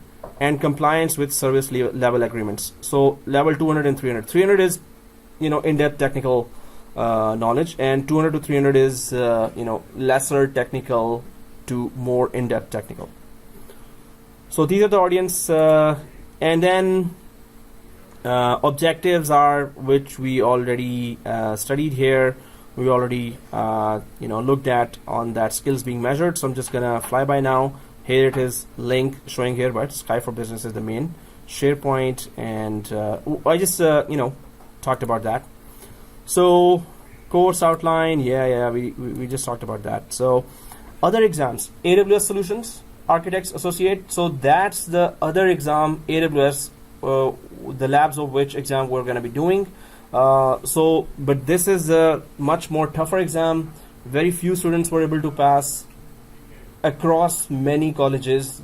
Not here, very few. There is none, I know, for now, that has passed. it is tough. AWS Solutions Architect Associate exam, right? So it is really tough. If you are able to do that, wow, already salute to you. Because it's tough, and even exam collection doesn't have sample questions for that, or they haven't updated that. Then we have to go to passleader.com for sample questions, just to have an idea what's coming. So, passleader.com, and you already know exam collection. Yeah, one is passleader.com, pass leader, and the other is examcollection.com. What's the exam fee for this Hmm? one? What's the exam fee? Is $150. So this is the toughest one. In this college, I don't know anyone. Maybe some outsider, because this is a test center as well. Maybe somebody passed, but none of the students have passed till now. Or it's why? Because it has 1,000 questions. Still, it is tough. It's not like one line. It's sorry, 1,000 sample questions. No, not in the exam, but the test document, prep document has 1,000 questions, and all those questions are essay questions kind of thing, like very big scenario, then some options, then the next question is very big same scenario with a little change, and the answer is different, and then very big scenario, you have to detect where's the change. You have to know what they're talking now, and these kind of 1,000 questions. So wow, good luck. Anyway, this is toughest of all the exams we have seen till now. AWS Solutions Architect, even with the sample document, it is tough. 70-533, I think 1 or 2 students have passed here. So that is also important. And 347 is what we are targeting here, Office 365. So just for Azure, just for the cloud, go for anyone, 70-533 or AWS Solutions Architect Associate exam, right? And for Office 365, you must be at least 347. You must do this 347 exam, right? That's just for Office 365. For cloud separately, it is, so this is SaaS cloud, this is IaaS cloud. So they are both different. In IaaS, you have the whole data center in front of you. So these are totally different jobs, right? So with SaaS, the application is in front of you ready, right? And you just need to start using them. But you have to configure those applications. Suppose there are 20,000 users who are ready to open their emails. You as an Exchange Online administrator have to create those 20,000 user emails. So you have to do your job first, then 20,000 users can log in, right? And they have to securely log in. And they have to have some restrictions on managers, less restrictions, and employees, more restrictions, kind of that. So, and they have to be compliant with company policies. So you have to do 90% of the work first before 20,000 users can actually log in to use that email. So these restrictions can be done from 365 or from On-premises? 365. You have to do, suppose it's just online. So you have to go to Exchange Online. It is unconfigured. It is installed. That's it. It's totally unconfigured right now. You have to customize it according to company policies and company. So suppose there are 20,000 users and your company pay for 20,000 users. We will have 20,000 mailbox. So Microsoft will not create those mailbox for you. They will say hire somebody to do that. Active Directory. It can be done from Active Directory also, right? Yeah. So Active Directory you can install as a separate SaaS service, or you can say, oh, we don't need the Active Directory for that. Okay. So in the background, authentication will still be handled by Microsoft. Right? So there are both choices here. So, but when you open Office 365 Exchange Online accounts, those accounts are created in the background. It is still authenticated by Active Directory. So we get to have an idea about all this, but now what do? We have to create Office 365 E5. There is E3, there is E1, there is E3, and there is E5. Enterprise 1, Enterprise 1 has some features not there. Enterprise. So let's just go to that URL. I hope everyone is logged into your accounts. So let's go to open browser and go to those accounts. Also, there is that. Okay, let's this GoDaddy thing. I'm going to explain that later.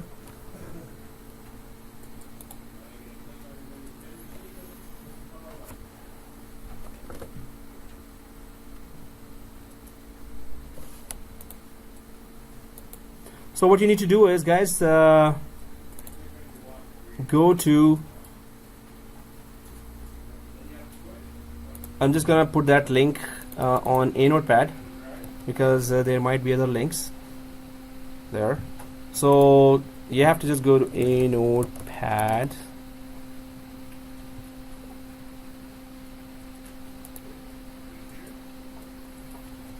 Office 365 stuff. So guys, all the links I'm sharing are gonna be here for this course. So all you need to do is save this a notepad URL in your browser and at home as well. You can bring your laptop here as well if it is 16 GB RAM minimum available. So right now what you're going for is https://anotepad.com/notes/b2ceng b2ceng. So that's where whatever link I put, you're gonna just access that link there right away. So, and save it to some, you know, to your browser, email it to yourself. Next time you're gonna open that link, you're going to, I'm going to be pasting more commandlets there, more links there, more URLs there, whatever I want to share right away. So when you are going to Yeah, a notepad. Yeah, this exact link, URL up there, exactly that one. I'm just gonna maximize, or this one.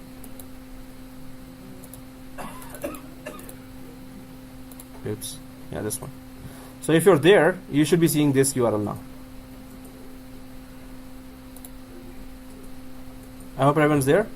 B2CENG. So you should be seeing this URL. Copy this and paste it in your browser. So you will be going to the page where you're seeing the different packages from Office 365. Everyone's there? Yeah, everyone's there, right? Not yet. Oh, sorry. Yeah, see this BC2NG. Yeah. Notes. anotepad.com/notes/b2ceng.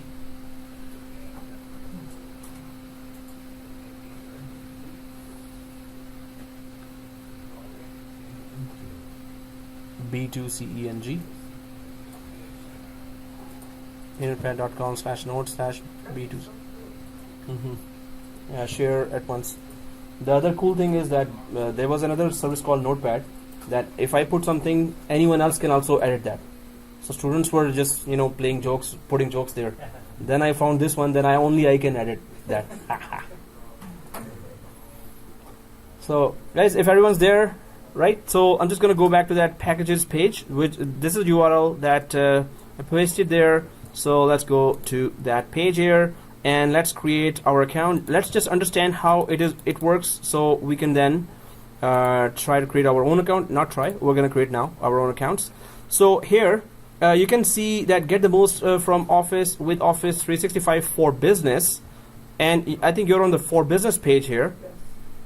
And then there is Office Web Business, then Office Web Business Premium, and then Office 365 Business Essentials. And you can see the prices here, 1 year free custom email domain as well. But anyway, so do you see on the left side this C options for enterprise? This one. Do you need Hotmail account or Gmail? For this is Microsoft, so we need actually Hotmail, yeah. Anything Microsoft, but we can put Gmail as well, I think. We can put Gmail. So we're going to click on that C option for enterprise? Yeah, so let's all go to this one. C options for enterprise, yes, go ahead and click that. C options for enterprise on the left side. If you click that, what comes? The business plans, right? So there are all those business plans here, but we want to go for, of course, you know, the enterprise one. So there is Office 365 Pro Plus, Office 365 E1, E3, and E5 are there, right? So, but you can just understand that all the services are more in E5 if you go down. So, and the services are less on the other one. But if we go for E5 here, then normally we need to go for trial version, right? So try not to buy anything. Maybe you're very rich. In that case, buy for us. No, just kidding. So, but anyway, this is the one we need as a trial version for 1 month, right? So if we go for Enterprise E5 and go for Learn More, this one, Learn More, does it offer free trial? Yes, it does offer free trial here. Otherwise, this is the most expensive, $35 per user per month. And that's also annual commitment. So you have to pay in advance all for 1 year for whole company. If there are 20,000 users going, so you can do the math. But they are doing the math comparing to their data center and then comparing all these applications online, so it's much cheaper for them. So click the free trial version here. I'm just clicking free trial now. You already have a subscription through work. Are you kidding? Yeah. Okay. So, well, you're not going to see that, so I'm just going to go for create a new account. I have an account there in George Brown as well. Pick an account. Which account do you want to sign out of? Oh, we are in a different stage. yeah. We have to create, So we should Fill out the form. we create a new account? So go ahead and fill out the form. So guys, here be careful a little. I'm just gonna show you now. Oh, serious. Okay. Business email address.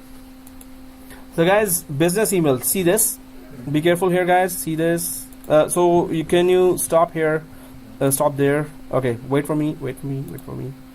Oh, there's free trial here as well in Internet Explorer. I hope it doesn't detect my other account. So free trial. I'm just gonna click here in Internet Explorer as well. Before it was Chrome.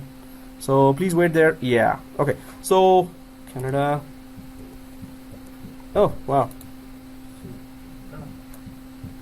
See Sri Lanka. See?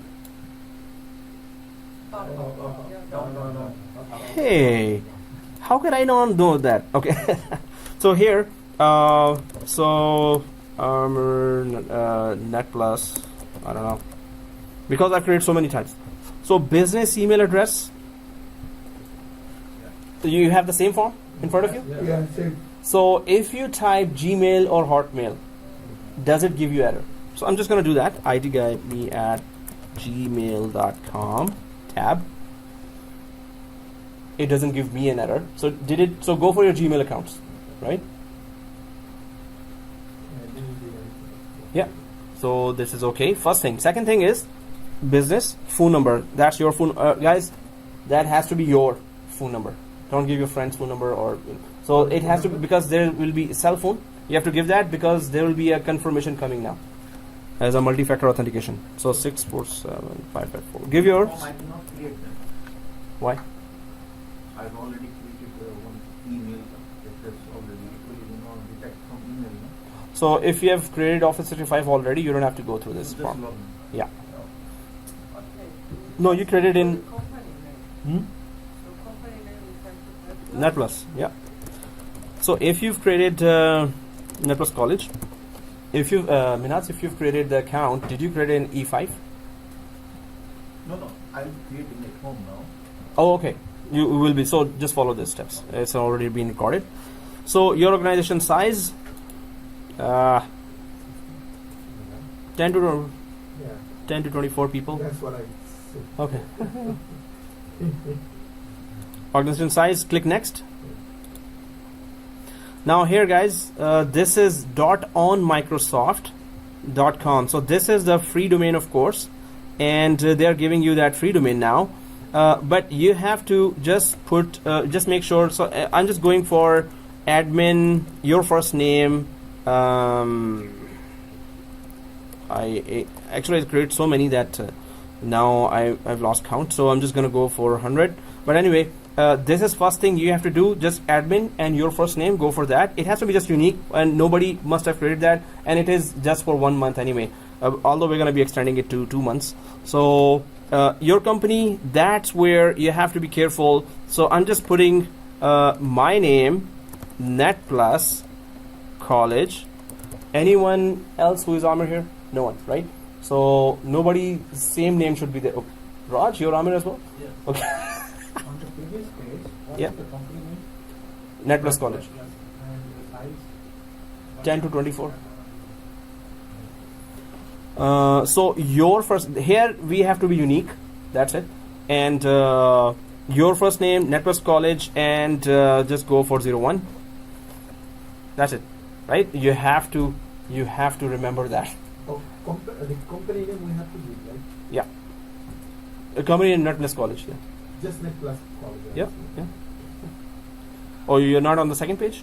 So then if you click on the password, it should give you green arrow, right? So, and then I'm just going for class password, small ABC, capital ABC, shift 1 2 3, and then simple 1 2 3. So see this, this is the class password I'm giving, small ABC, capital ABC, shift 1 2 3, and simple 1 2 3. Or you can give any password and just remember that it's online anyway. So the small ABC, capital ABC, shift 1 2 3, simple 1 2 3. That's a long one, or it's a more complicated one. So I'm just gonna copy that into, right? So I'm just gonna go for the second one as well, small ABC, capital ABC, shift 1 2 3, simple 1 2 3. And if I go down now, I hope everyone is on this page and done that. Not yet. There's a not yet. So Okay. done, right? So click that. I would like to hear. No, I don't want to hear. Microsoft partners may contact me with information. No, I don't want to hear that too. So don't check these two options, because Microsoft, there will be sales calls then coming to you. So don't check any of these options and click create my account, right? Create my account.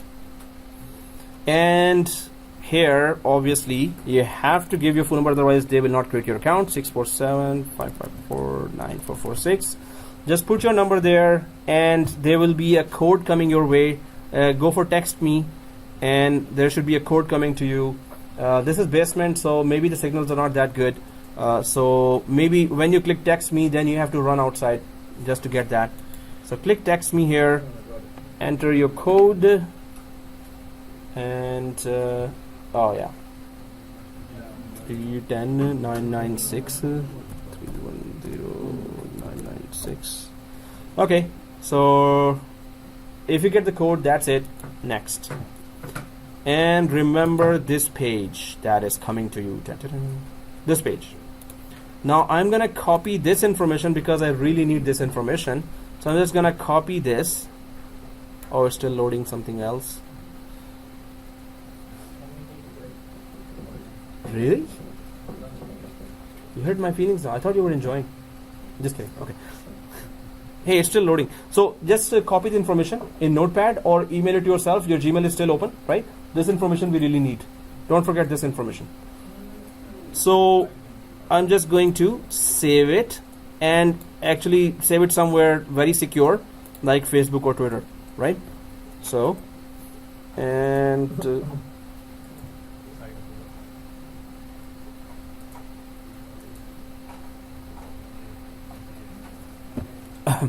okay guys, so we've created that account here, copy, and I'll just save it in my Notepad.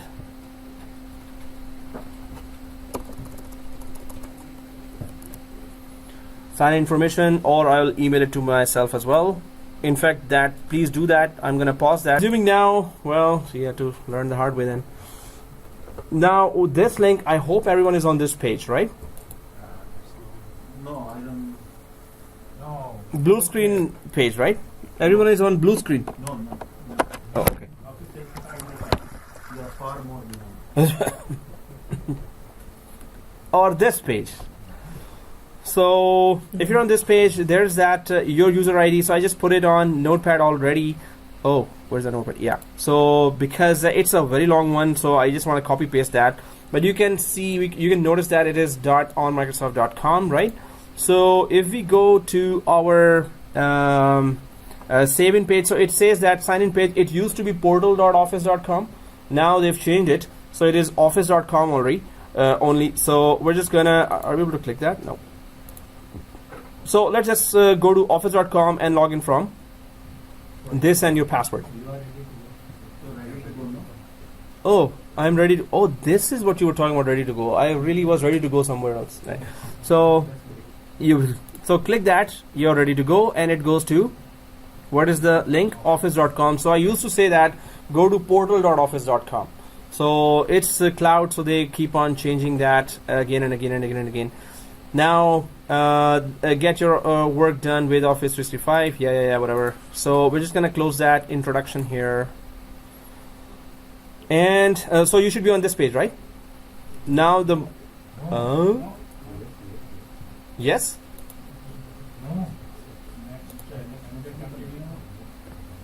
Where are you? So you're not on this page, right? Yeah. So who is not on this page? Sajid and Raj and Iqbal. Yeah, next. Next. Domain you already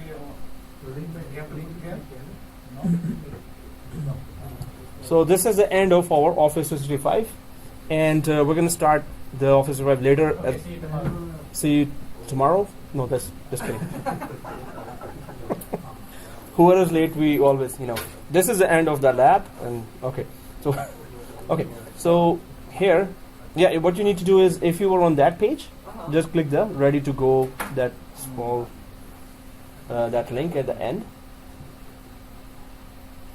So everyone, you should be on this page. And did you click the ready to go? Just connect to a domain you already on. Yeah, so we are already on that, so next. It's all next.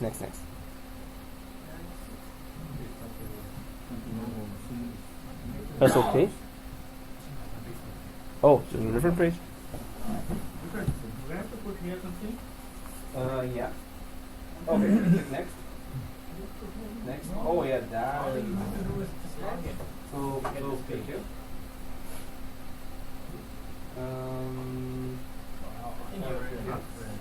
Already I am logged in. Yeah, you're logged in. Just click that the top So, yeah, corner. click the blue. Yep. Morn is logged in. Yeah, click here. All the things you got. Okay, you should be all on the page on board. Right? Yeah. Yes. Good. So, yeah.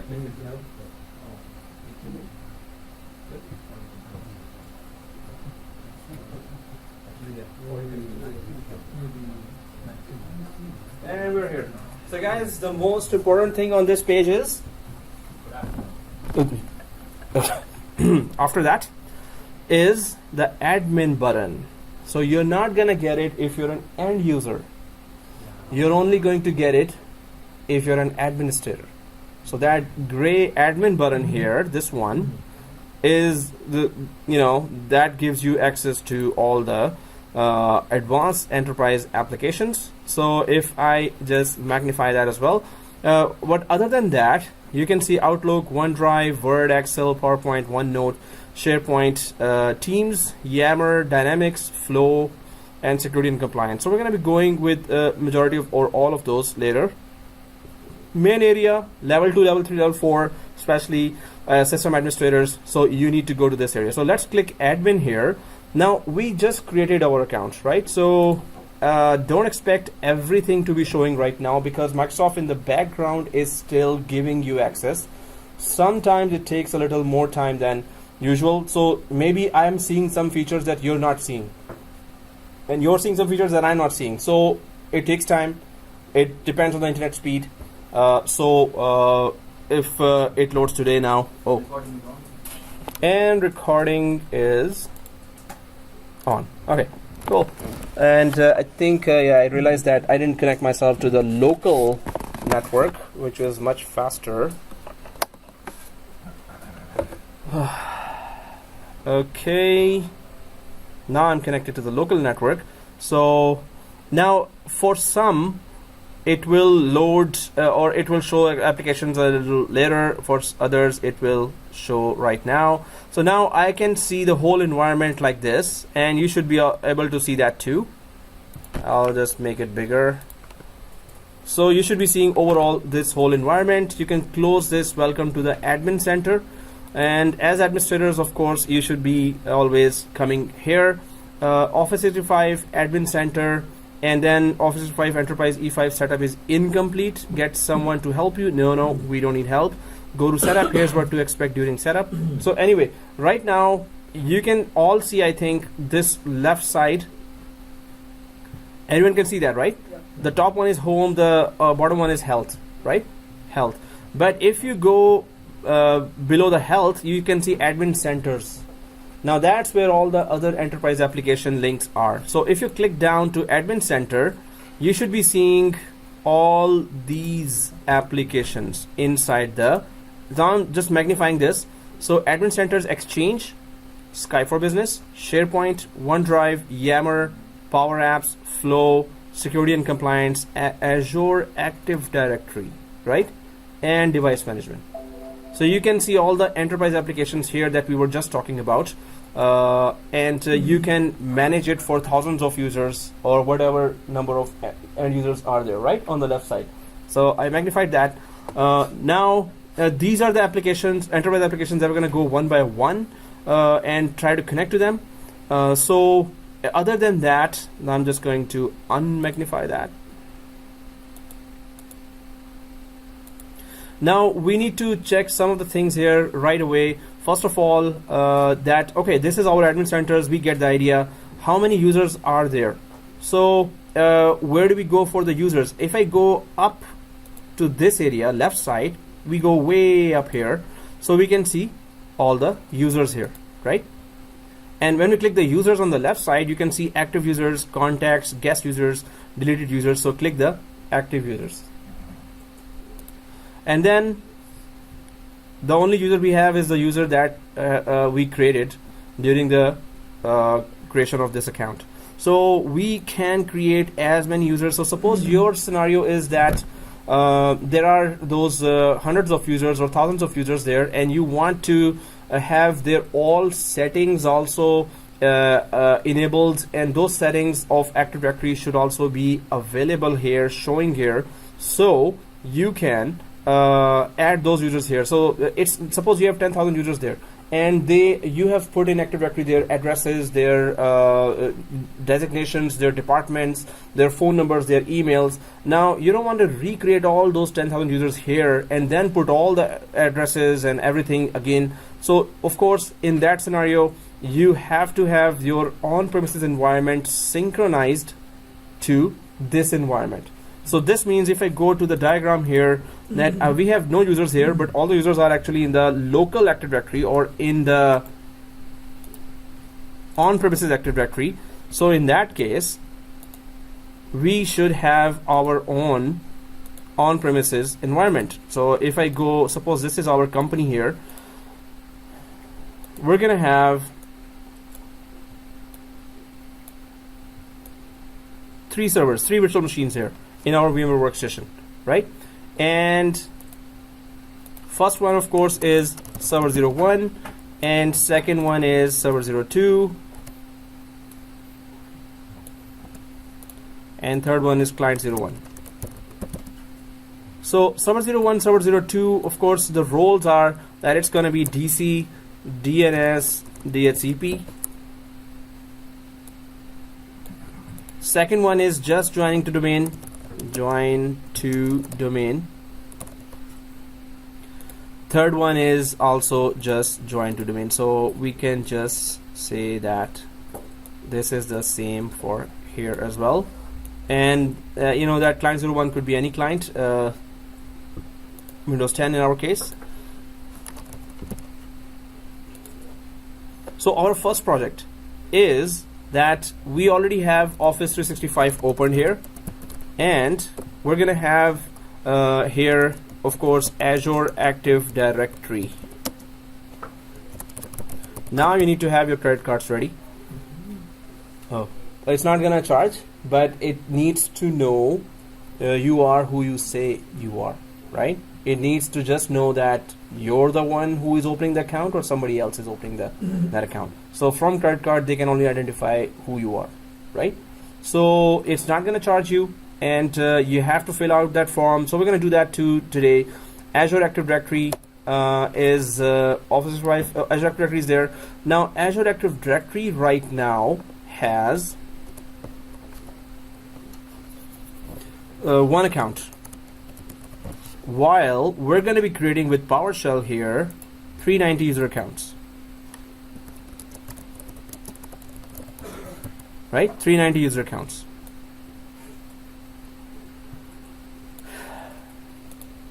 So we're going to create here 390 user accounts, and we're going to migrate these accounts. Not migrate. We're going to sync these user accounts from here to there, right? So we're going to synchronize. So sync means, what is the difference between migrate and synchronization? Migrate means it will delete from the where we are moving from. So it's moving. Okay. And Synchronizing is updating. it's on both the places. Both the places or updating, exactly. So syncing would be the accounts will still be here, and it's a copy of those accounts will be here as well. And migrating is exactly as you said, moving from here to there, so they will no longer be here if you have migrated them from here to Azure Active Directory. So we have here local Active Directory, local AD, and then 390 users accounts here, and then we're going to synchronize our this account. So the only thing here is now you have to really understand this. Be careful here, and I'll be asking you that question as well. There are in Azure and AWS class, the students are telling me they are doing those actually what we are doing here as a practice lab. They are actually doing that there. So what they are doing is they already have their Active Directory users synchronized from here to Office 365 or to the Azure, and then whatever changes you want to do here, suppose you have those 390 users now here, 390 users here, right? So, and some of the users are from sales department, some are from marketing department, some are from other departments. So suppose all those sales department users are now going to be shifted to marketing department. So you have to change their designation in their Active Directory user account.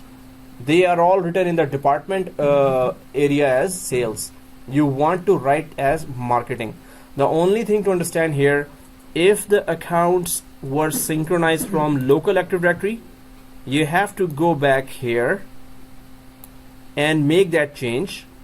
For all those sales you want to change to marketing, you go to all those user accounts in the local Active Directory. Because you synchronize from here, you have to make the change here and then resynchronize the change here. Suppose you make changes every month, you have to every time come here, make those changes, and then run a software that is called AADC. What is that? Azure Active Directory Connector. You must have this software, and this is a very small software that just confirms what is your Office 365 credentials and what is your local and Active Directory domain administrator credentials. If it gets those, it's going to synchronize whatever you have here. It's going to synchronize and update in the cloud. So if you have this connector installed here,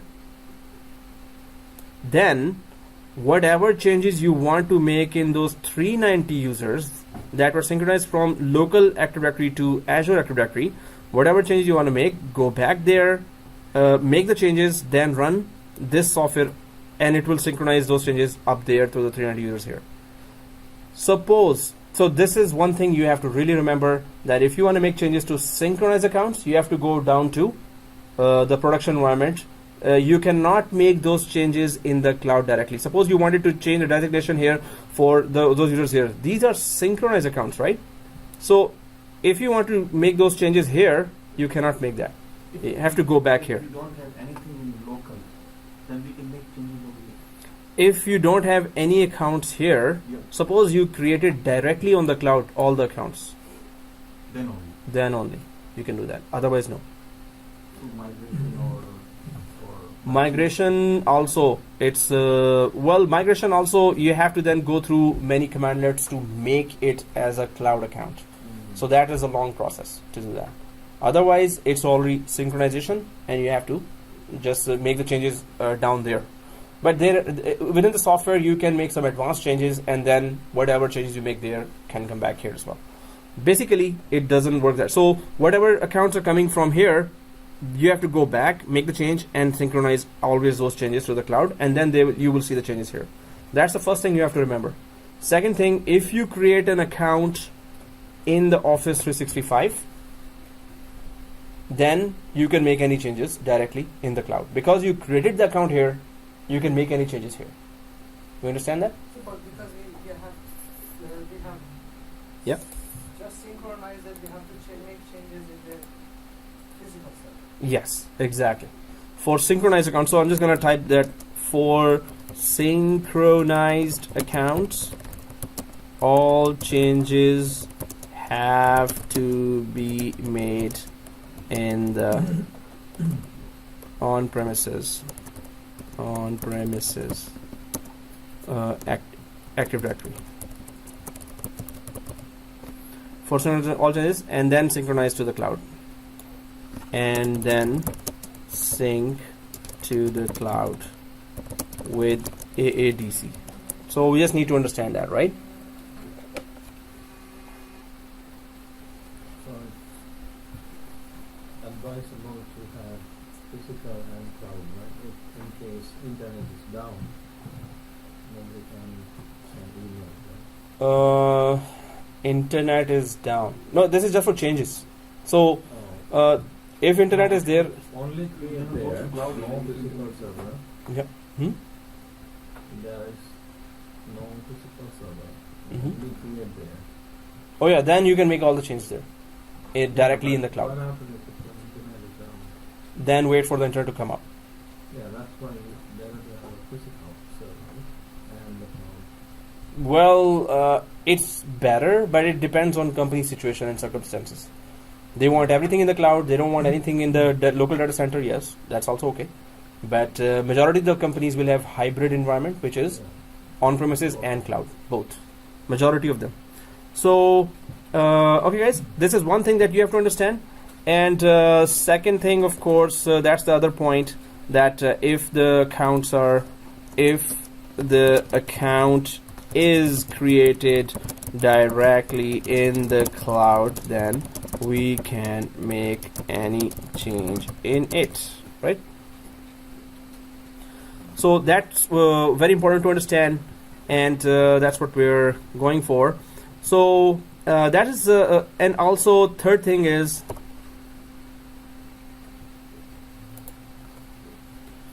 all the synced accounts.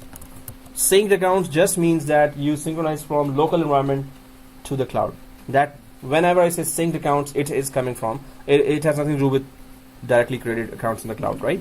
So all the synced accounts password will be the same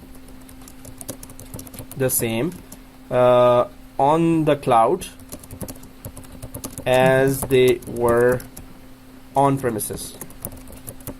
So this is very important. They must not be logging in with separate passwords, right? That's the same password they should be logging in from Windows 10, Windows 8 in their on-premises environment, and the same password they should be logging in from the cloud as well. We're going to test that too, right?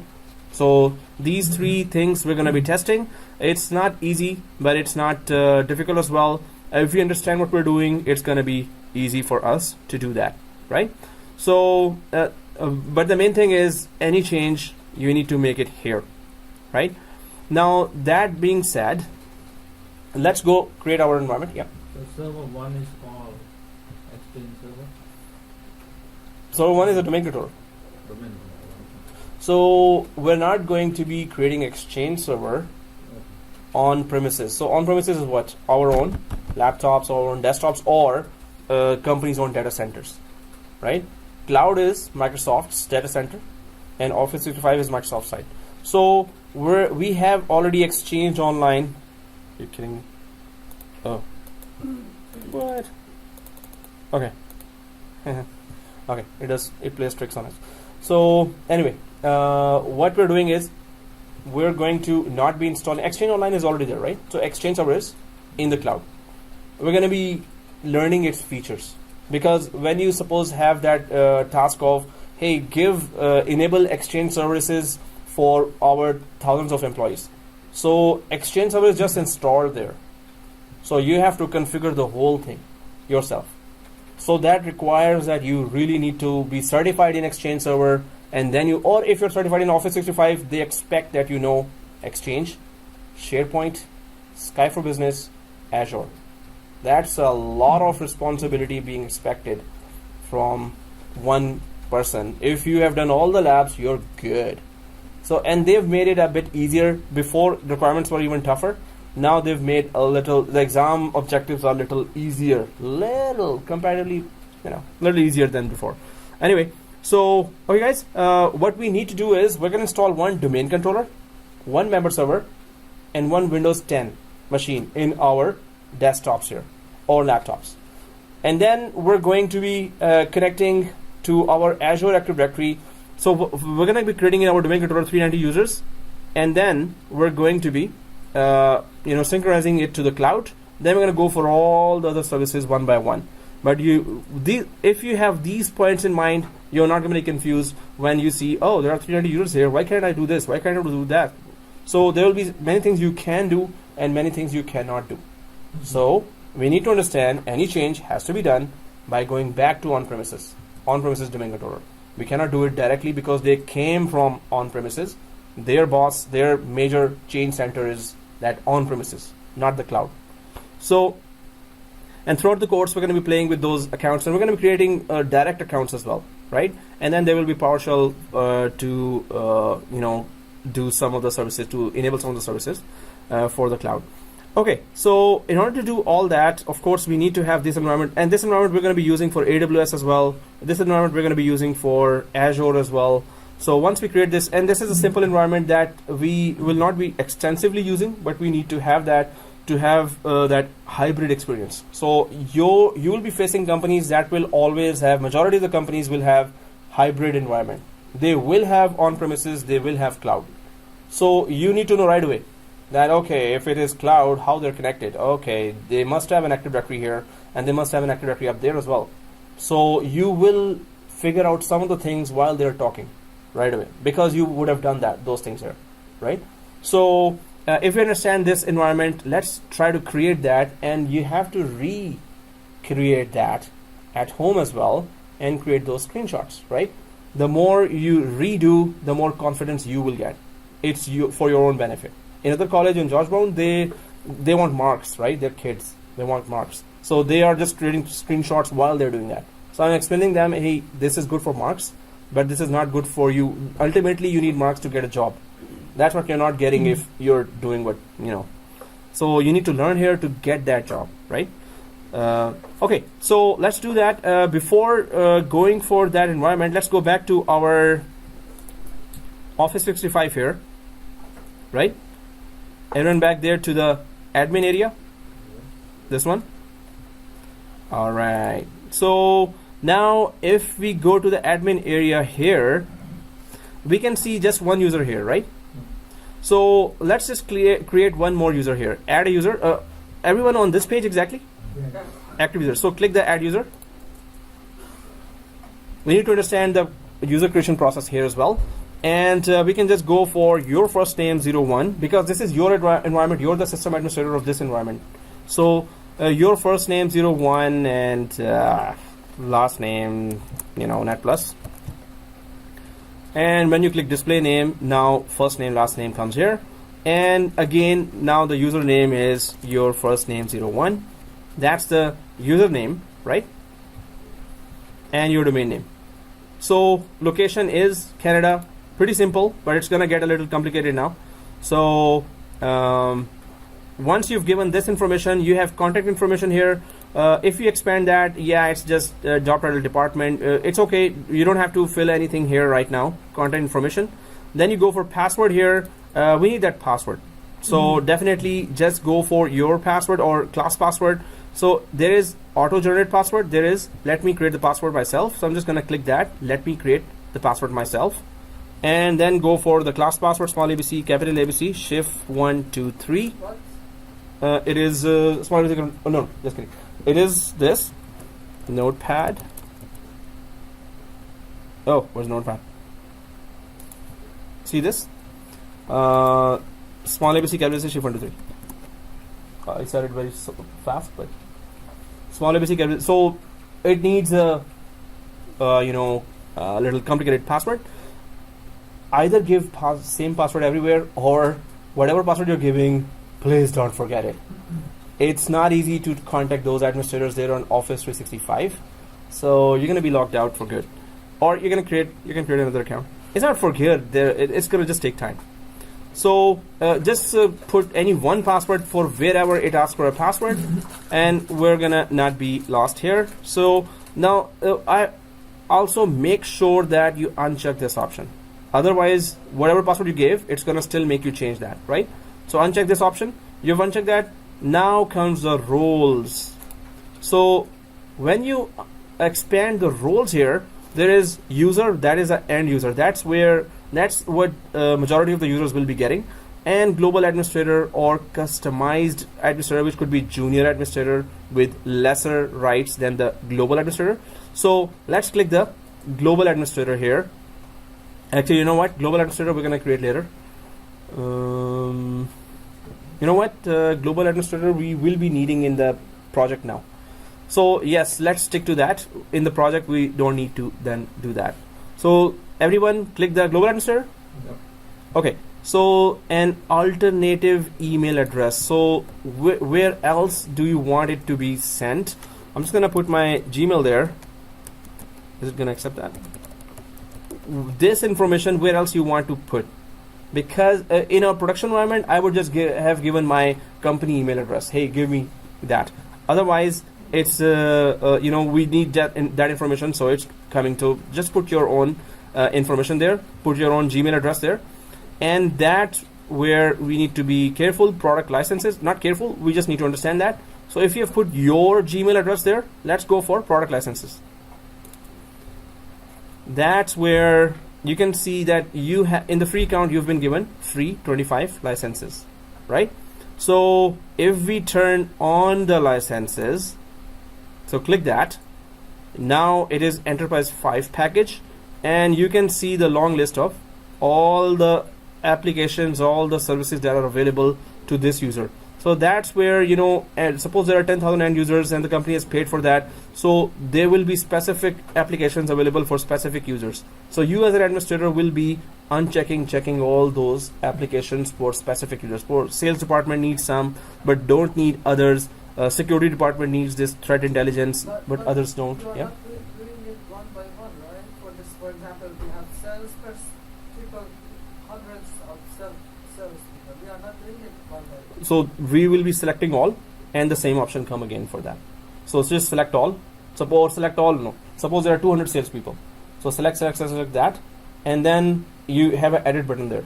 You go to edit, and then this option still comes for 200 people as well. So in one time, we can change for a group of people as well. So we're gonna do that too, but it's very easy to do that. Exactly. So you are saying that you are creating a group, sales group, and then do it this. From there as well, we can do that. This is just for a single user, but we can do this for a group created. Also, suppose you just want to do it for 3 people. Suppose, so click 3 people, and click edit, and you can still do it without the group creation, and with the group creation also you can do that. Always you can do that, right? So, but that's the main thing. That's a lot of tasks that you need to do, right? So, and the company will tell you that, or suppose you don't want to enable license, then create user without product license. You know what will happen if the user is created with this option? You're not going to get the option to. No, I think so. Yes. So if you select this option and unselect all the above options, when the user logs into his or her environment, it will be totally empty. There is no application licensed for the user to use.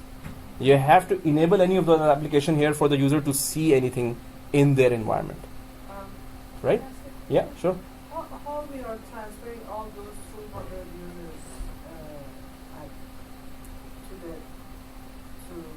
To this Office 365? Oh, we're gonna be transferring through the connector AADC, and it will be appearing. They will all be appearing on this active users area. But how? We're about to do that. But actually, today we're going to be just creating our on-premises environment. In next class, of course, we're going to be connecting them. But it's easy.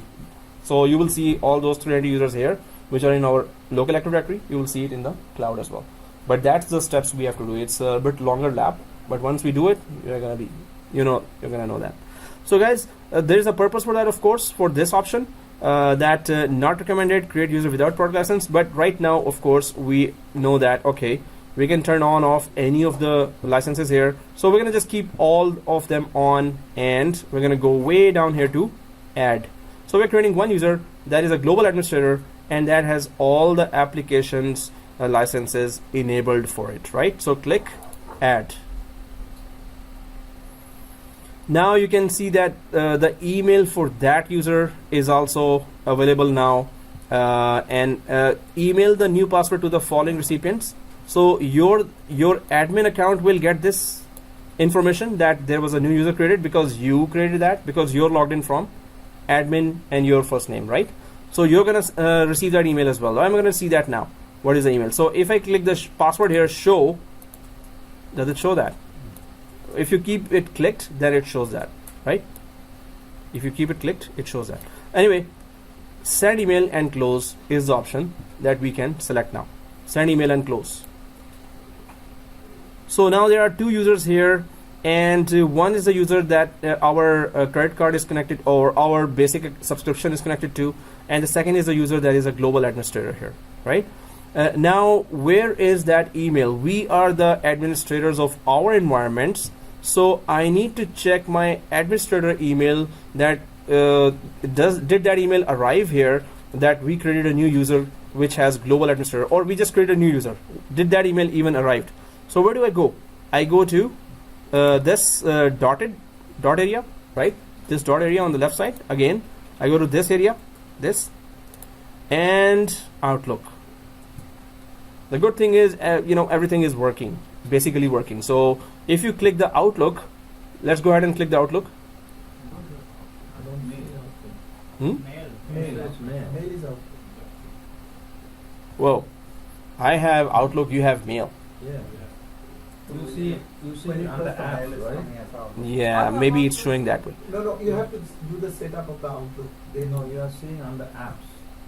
See this? Yeah. You see the apps. You don't see the app. Oh, you don't see that app. So go for Office 365 then. No, you Not see there. You have to click on the mail, then you can give the Outlook setup. You So- have to get the Outlook setup. Okay, so it's not showing for me, but if I click that Outlook here, suppose I do click that Outlook, Yeah. right? No, we have to do the Outlook setup now. Okay. Before we do that. Yeah, This there one? we go. Yeah. No, but you had written mail there, I Yeah, had written and then Outlook. This screen. Yeah, this screen is same for everyone, right? Also Yeah. same thing. Yeah. It's the same thing for everyone. Yeah. That's strange. Why would it do that? Okay, so again, of course, it's English and it is select time zone. So we are in Mexico, or not? Eastern time, US and Canada, right? And click save. Eastern time in US and Canada, select that. Eastern time, US and Canada. Oh, I selected it already. Time zone. Time zone, come on. Done, right? Okay, cool.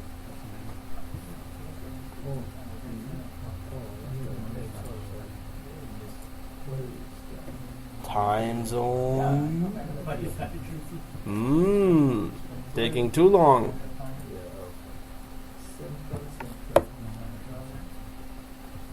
So, do you see that email of user creation notification? If I see the inbox and I click the other, exactly, yeah. So I can see you now have Office Drive dial-in conference, new or modified user account information. So click on this.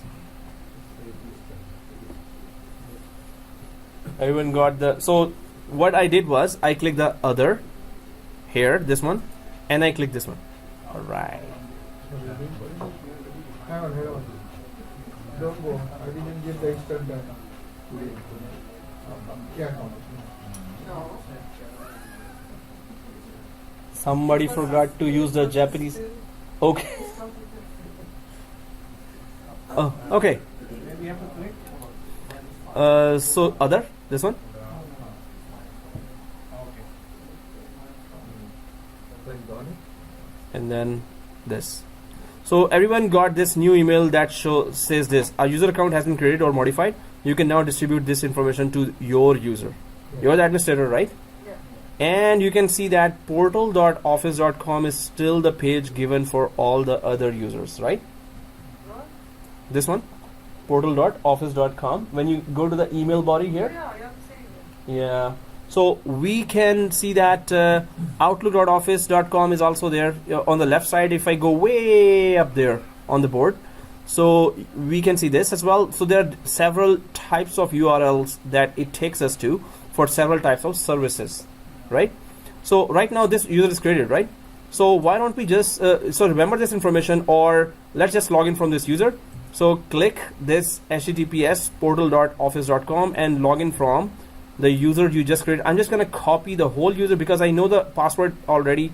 I'm just going to copy the user name here, copy this one, and go to portal.office.com and log in from that user. The only thing you need to confirm for me is that do you see admin, gray admin icon there or not? Because it's a global administrator, this user should also show admin icon there. Then we're going to create a user without global administrator, and we're going to check that does that user sees a global admin icon there or not. So click that portal.office.com, and I've just copied that because I don't want to write the whole long username here. So portal.office.com, I've clicked that. It's opening in another tab. Because we are still logged in from our main account, subscription account, so we need to sign out from this subscription account in order to log in from the other account. So let's sign out from this account and log in from that account, and just confirm for me that do you see that admin account there or not.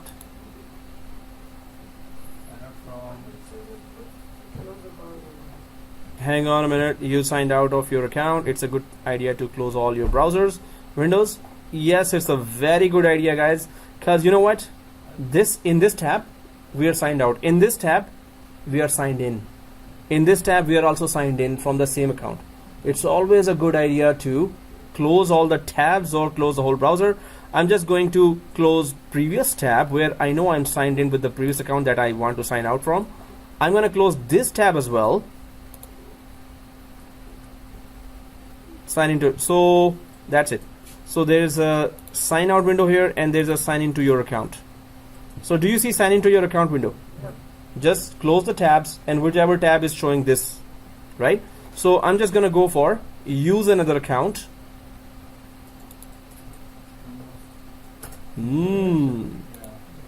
So see this, guys, let's come back here. You have to open the portal, right? Yeah, so just close the whole browser. I was gonna go for some easier thing, but let's go close the whole browser. Close the browser. Open the portal, right? Open the browser again. Close the whole browser, guys. Close the whole browser. And I have closed everything. Now I'm just opening that Internet Explorer again.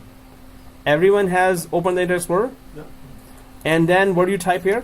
Portal.office.com. Everyone there? Okay. Enter. So what do you see? Well, do you see this? Yeah. So I hope we have copied that long username, right? I hope we have copied the long username. Do everyone see this? Portal, what did you type? Portal.office.com. So go ahead, if you've copied that, go ahead and log in. Use another account. I'm just waiting for others to, because some others are also. So if you remember and know what to do next, go ahead. Just log in and check if the admin gray icon is there. So do you see everyone on this page? No, what is Portal.office.com. close all the browser and then open again and then type.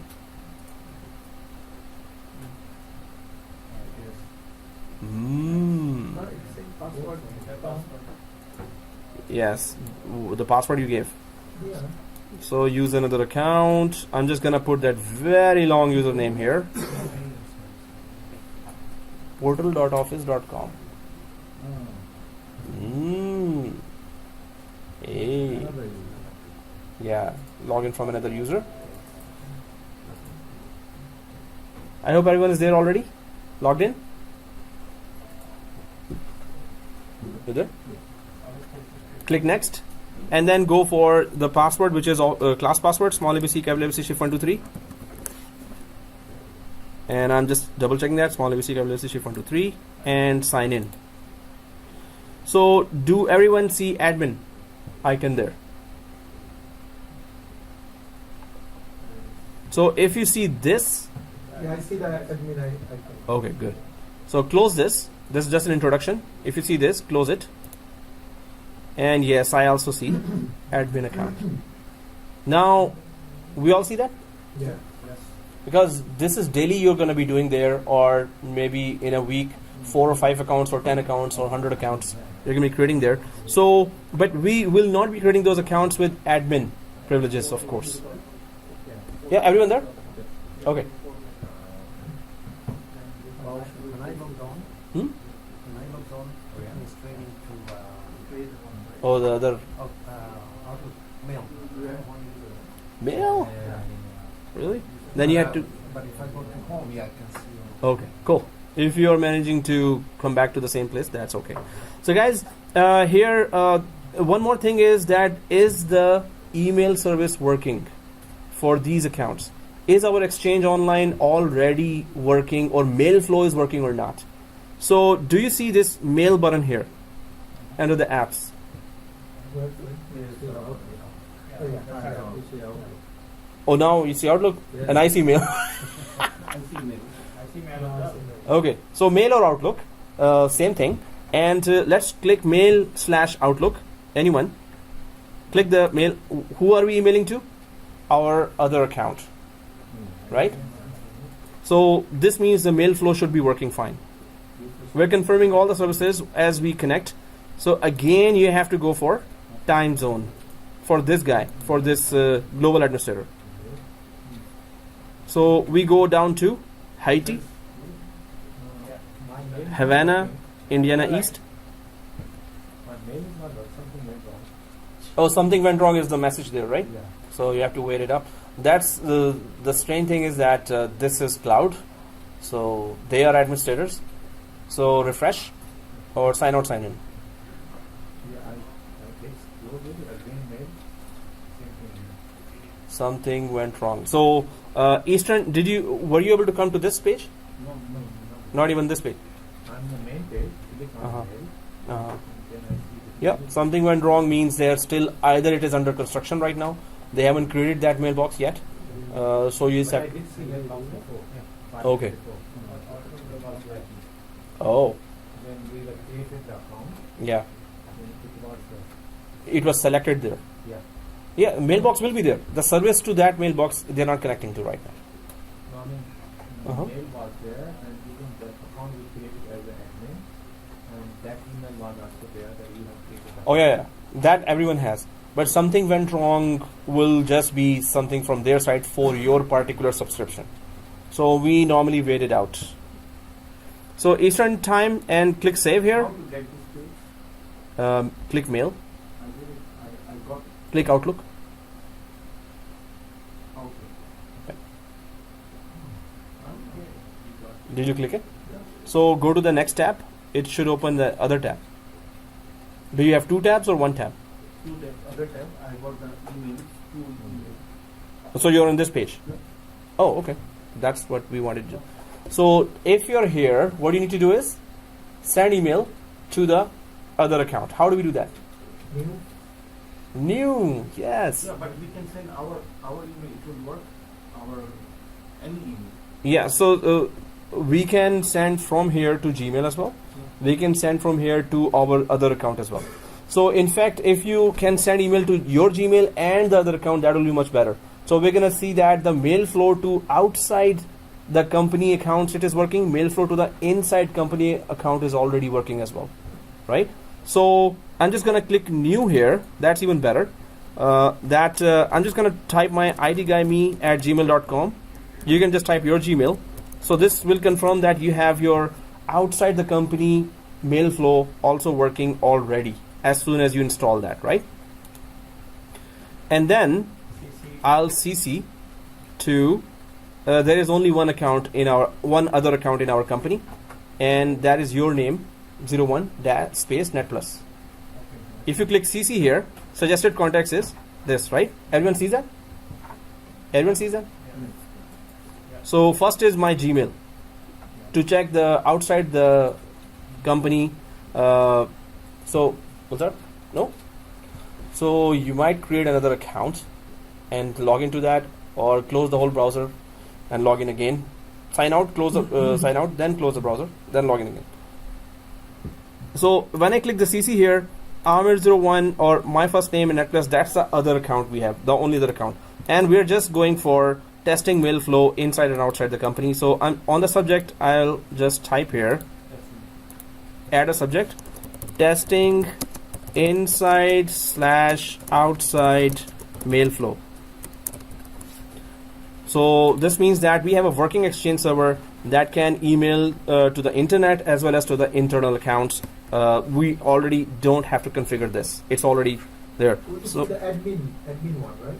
yeah, to the other admin account. Okay. Exactly, admin one, exactly. So Control C, Control V. So if you've done that, first is Gmail, second is our internal company account, and we put that testing inside outside mail flow, and go ahead and click send. Now go to your Gmail and just check if the email was received, and from that Gmail, reply. Just reply a test reply from that Gmail. This means incoming, outgoing emails are working for outside company account, and incoming outside emails are working for internal inside the company accounts as well. So first of all, if you're there, I'm gonna send that email. Now 2 accounts will receive this email, right? Yeah. So right now we are already in the inside email, right? Yep. So inside we kind of know that it's gonna work. So but outside Gmail, if it works, go to your Gmail and just reply to this with a test. Test successful, just reply. And come back here and check if that test reply is here or not. So I've just sent that email now. It's it should be in sent items. Yes, it is in sent items now. That's good. So I'm gonna go to my Gmail.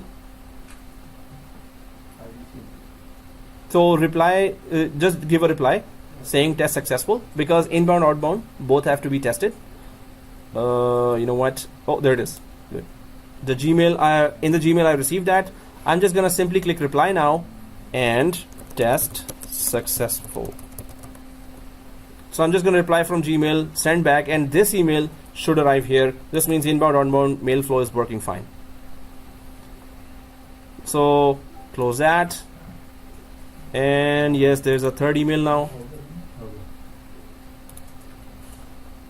Yes, test successful, right? Everyone did that? Yeah.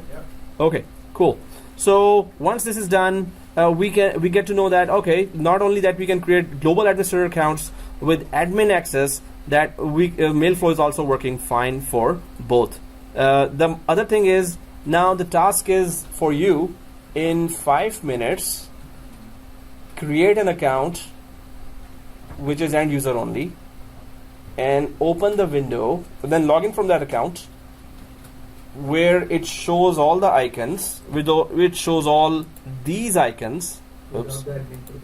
Without the admin icon there.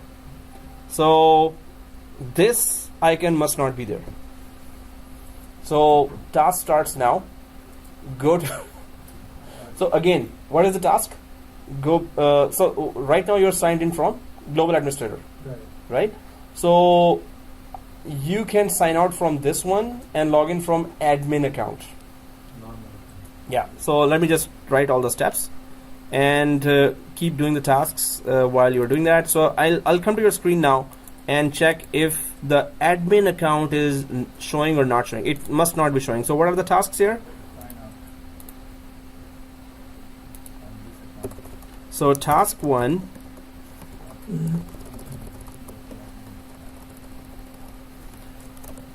sign out from global admin and sign in from admin, your first name.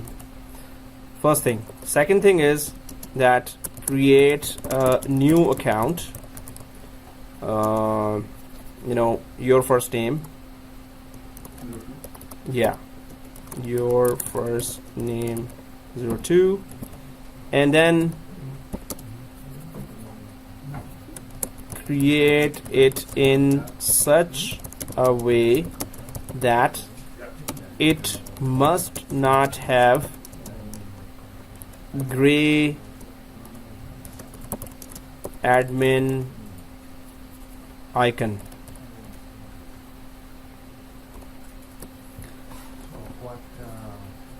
So let me make it easy for you. Create it as an end user. Yeah, you were saying? Account, not global admin. All.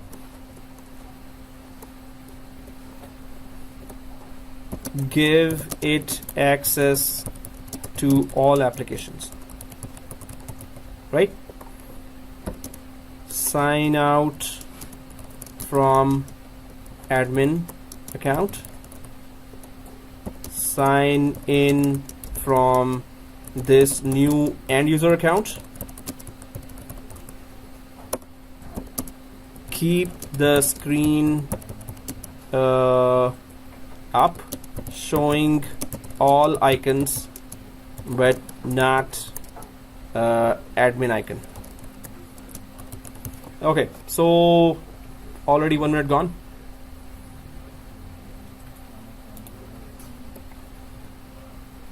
Should be easy, but it's the faster you do that, the more you will be, you'll get used to it.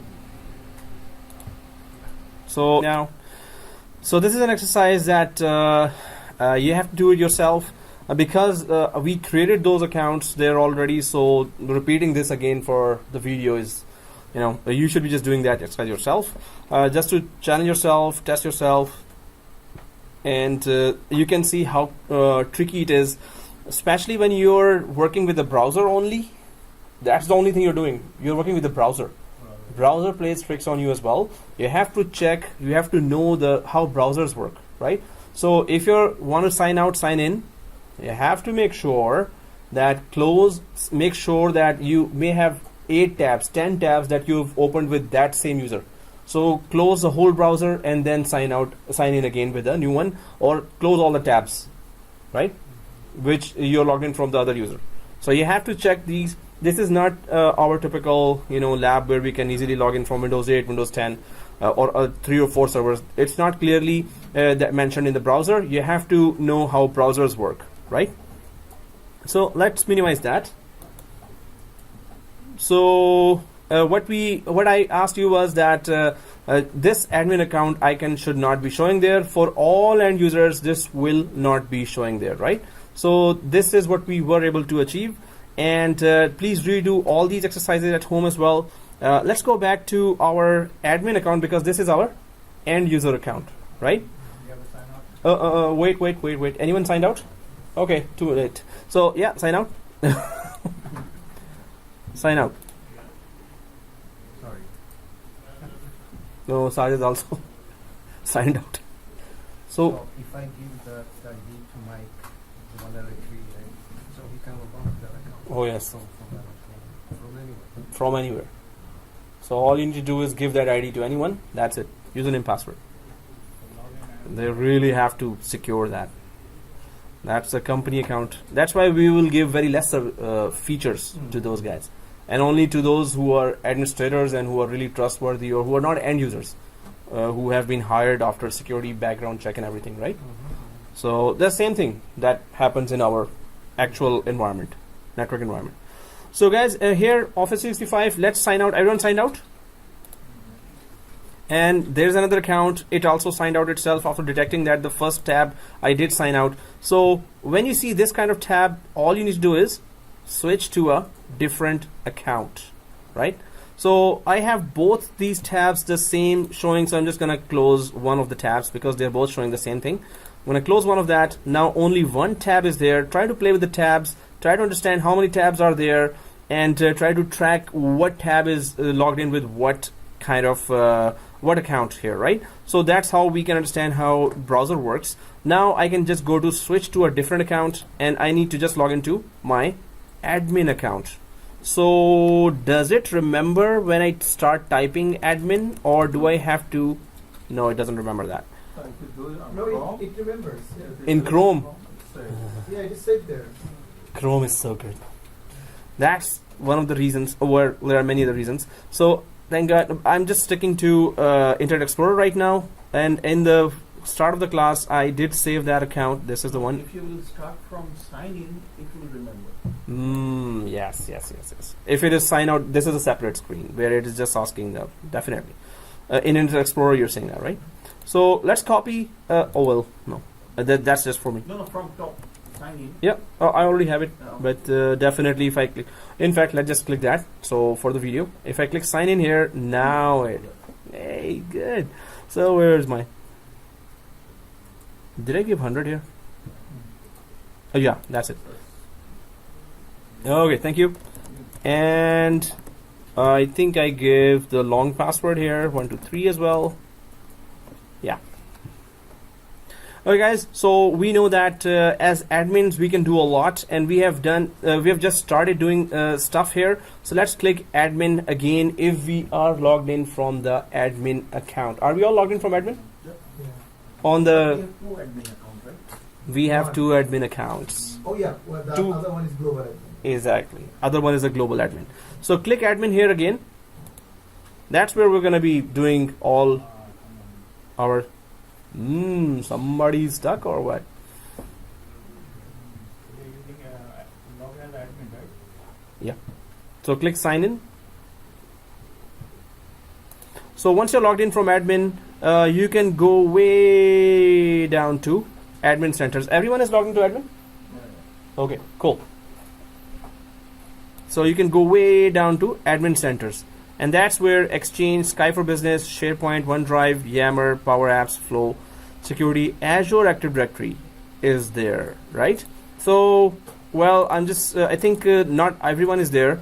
So I'm just magnifying here, and I'm expecting everyone to be on Azure Active Directory, this one. Everyone there on Azure Active Directory? Okay. Let me know if you're still going there. I can wait. Okay. So everyone, so click the Azure Active Directory. Yeah, so go to admin.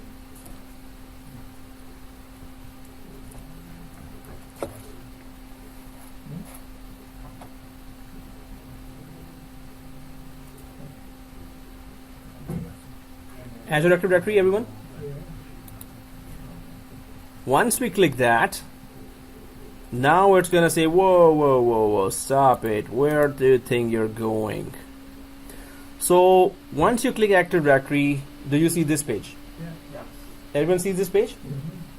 So in this page, we can see Azure Active Directory written on the left, or users written, dashboard is written there, and enterprise applications written there, right? So if we click directly to Azure Active Directory here, this one. So go here, Azure Active Directory. Now you can see. Now guys, that's a very, very good improvement. So last course I delivered Office 365 was, I think, 6 or 8 months ago. At that time, what I just said, that whoa, it's gonna stop you. So it asks you to fill a form with credit card. It used to do that. This is, so in cloud, you will see that in the background, they would change a service. They would improve a service. They would add so many things in the cloud. So I was expecting a form to be filled and credit card to be put there.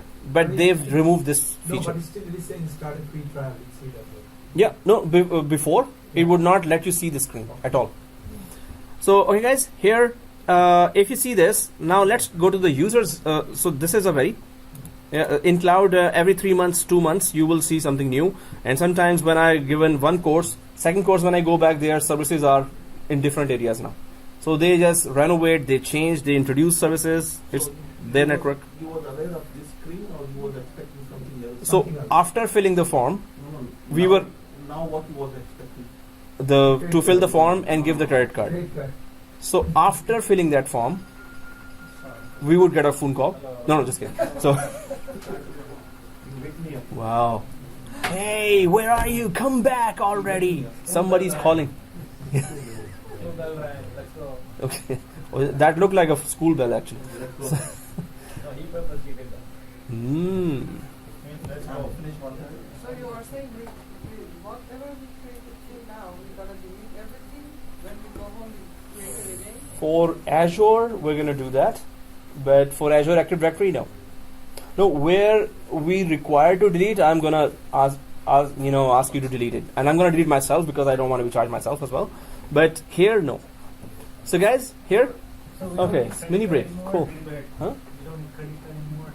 Well, not for now, but when we go in depth Azure, we will need that. By that time, maybe they change. All right. अब हम पूछने लगा है, आप क्यों जा रहे हो? Transition is he put the alarm and why are you going? Yeah. So, okay, guys. So, well, I don't know. That bell started a mini break here, but everyone started leaving. But No, everyone just woke up. Okay. There was So Yeah. right? Yeah. So, do we see users here, guys? Yeah. So the users we created there, does those users appear here as well? So click the users. Yeah, we have three. Okay, you scared me, How man. it works? Okay. How did it, No. What's the question? how it worked like this? We have not done any, Sync. sync or No, it's same active. There's only one active directory for our account to be accessed. Whatever users we created from wherever, it's gonna end up in active directory. They are automatically first created in our active directory. So in the background, active directory is always there when you talk about users. because of domain. It's the same, right? NetPlus College, it's the same user, admin honor, right? So the users will actually be created here. They are being created here right now. So, but we had another interface where to create the user and better handle them with the Office 365 features. Well, ultimately they are being created here. So we can create directly here. They will show up there. We create there. They will show up here. Same. But yeah. Anything in physical drive, it won't appear here till we sync. No, it will show you. Physical, the local active Local directory. IP. local active directory. Until we sync, they will not show up here. Using the connect, right? Exactly. AADC, Azure Active Directory Connector. When we use that, only then they will show up. And for that, now you see some of the areas here that I wanted you to see. From where you can make sure that the 390 users which we created in local active directory, which we haven't done till now, we will be doing. Okay, there's always a plan here. So yeah, actually that's working. But No more biryani. come on, man.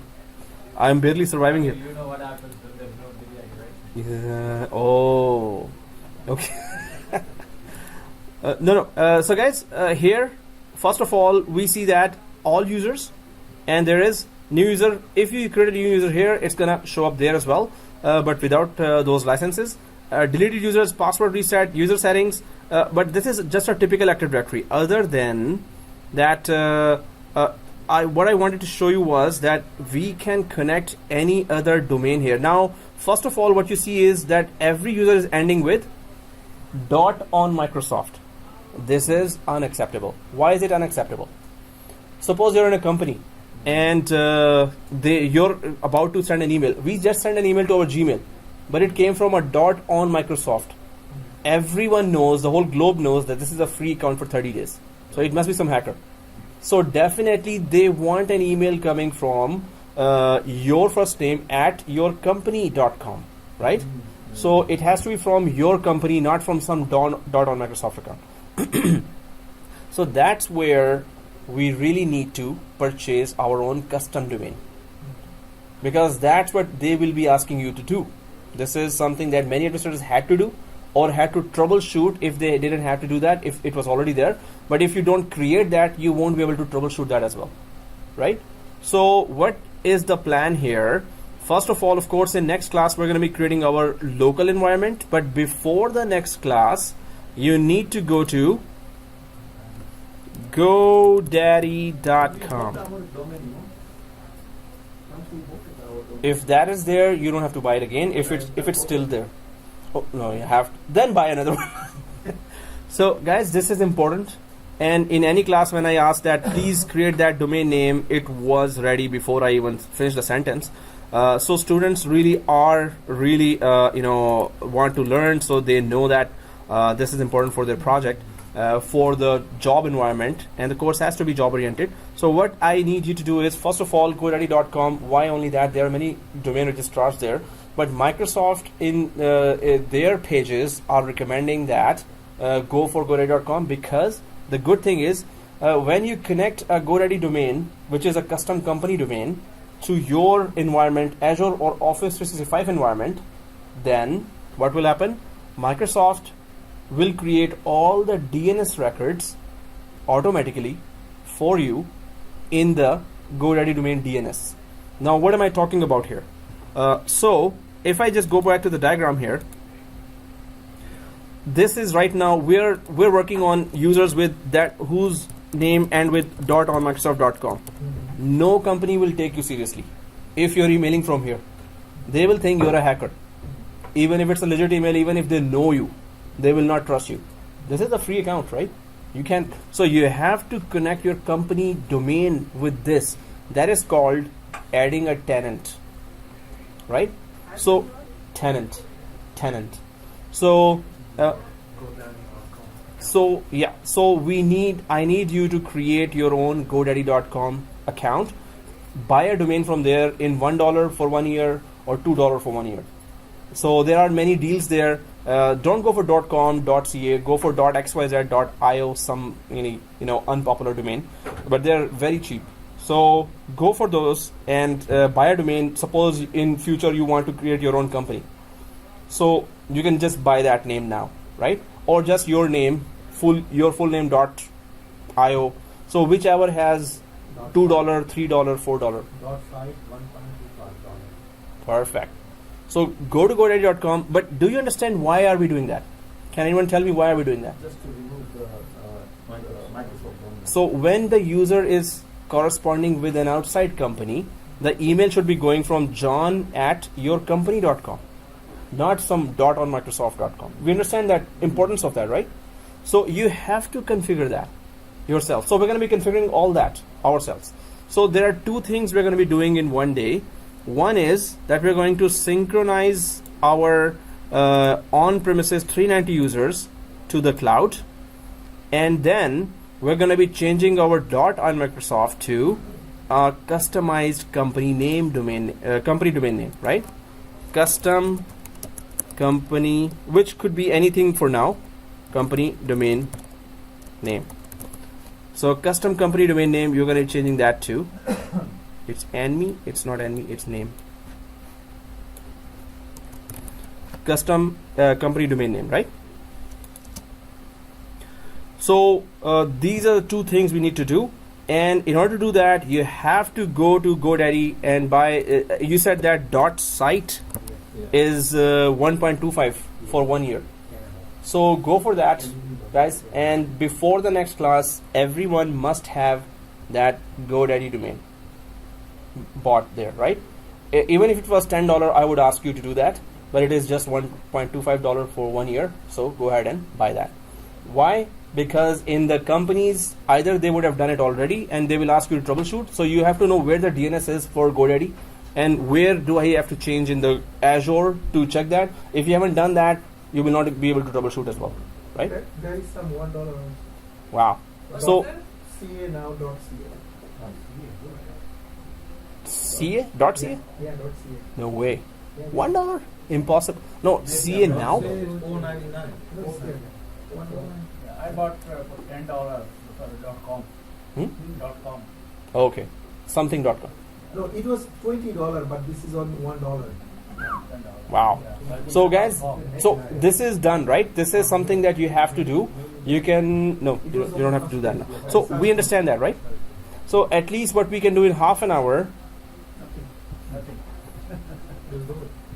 What? Hey, somebody stood up already. You're putting up the jacket, right? No, I'm just fixing. Oh, okay. This is like, no, we want to go, sir. Okay. Mhm. Daddy.com, if you buy your site, Go ready. keep renewing. Oh yeah. Every year, they Oh, can't yes. take it away from you. No, they cannot. But auto renewal, if you put it on auto renewal, they will charge you $20 next year, Oh, $14, $15 next year. So uncheck auto renewal. Just make sure uncheck auto renewal. But they cannot take away if you keep on paying. If that's your domain. yeah, I can buy actually Some $1. company, if they might want that. Yeah. Added up this one. Okay. Yeah, you can. Yeah, if you get Yeah, lucky, this one some is company may want that. CNR.ca and it is available. Oh man. You know, one student here, she normally is in the business of buying famous names, domain names. I should So put she, this Instagram by now. so she sold it to a company in $40,000. No? That company needed that domain name, so they paid her a very big price to get that name .something.com. So she had very famous names which were not yet taken. She bought them in very cheap. So some companies, if they need it, this is just business. If some company needs it, Now you can't do it, right? By now you can't really Let's see it. Mm. You can do it. Not that you can- I can buy any name. How can they tell that this is a famous name? If it's taken already, you cannot take it. If it's not taken, you can take it anytime. Just And then keep it. Even if you don't have a company. If it's a famous name and not taken, that's also rare. Most of the famous names are taken. I think names, personal names. Yeah. I mean, your first name, last name. Yeah, but I don't. Okay, maybe. So, okay, guys. So we understand this project. We're gonna start this, but you must have the domain name ready. And next class, we're gonna start the virtual machines. We're gonna start creating virtual machines there, and create the 390 users. So that's also gonna be a long, a lot of steps there. But the good thing is that we have our Office 65 and Azure ready for that lab now. Okay, then see you next class. So we don't need to delete anything from. For this, no. We don't need to. This, guys, whatever we do in Office 365 is 30-day free trial, and it's going to be extended to 60 days as well. I hope so. They still have that feature. So whatever we do here is really free. It's truly free. But whatever we do inside Azure, then I'm going to tell you, hey, delete it now. Yeah. Alright, guys. So sign out from everything, and in your laptops at home, you have to redo these labs and take all the screenshots of every step, and then email me in Microsoft Word document.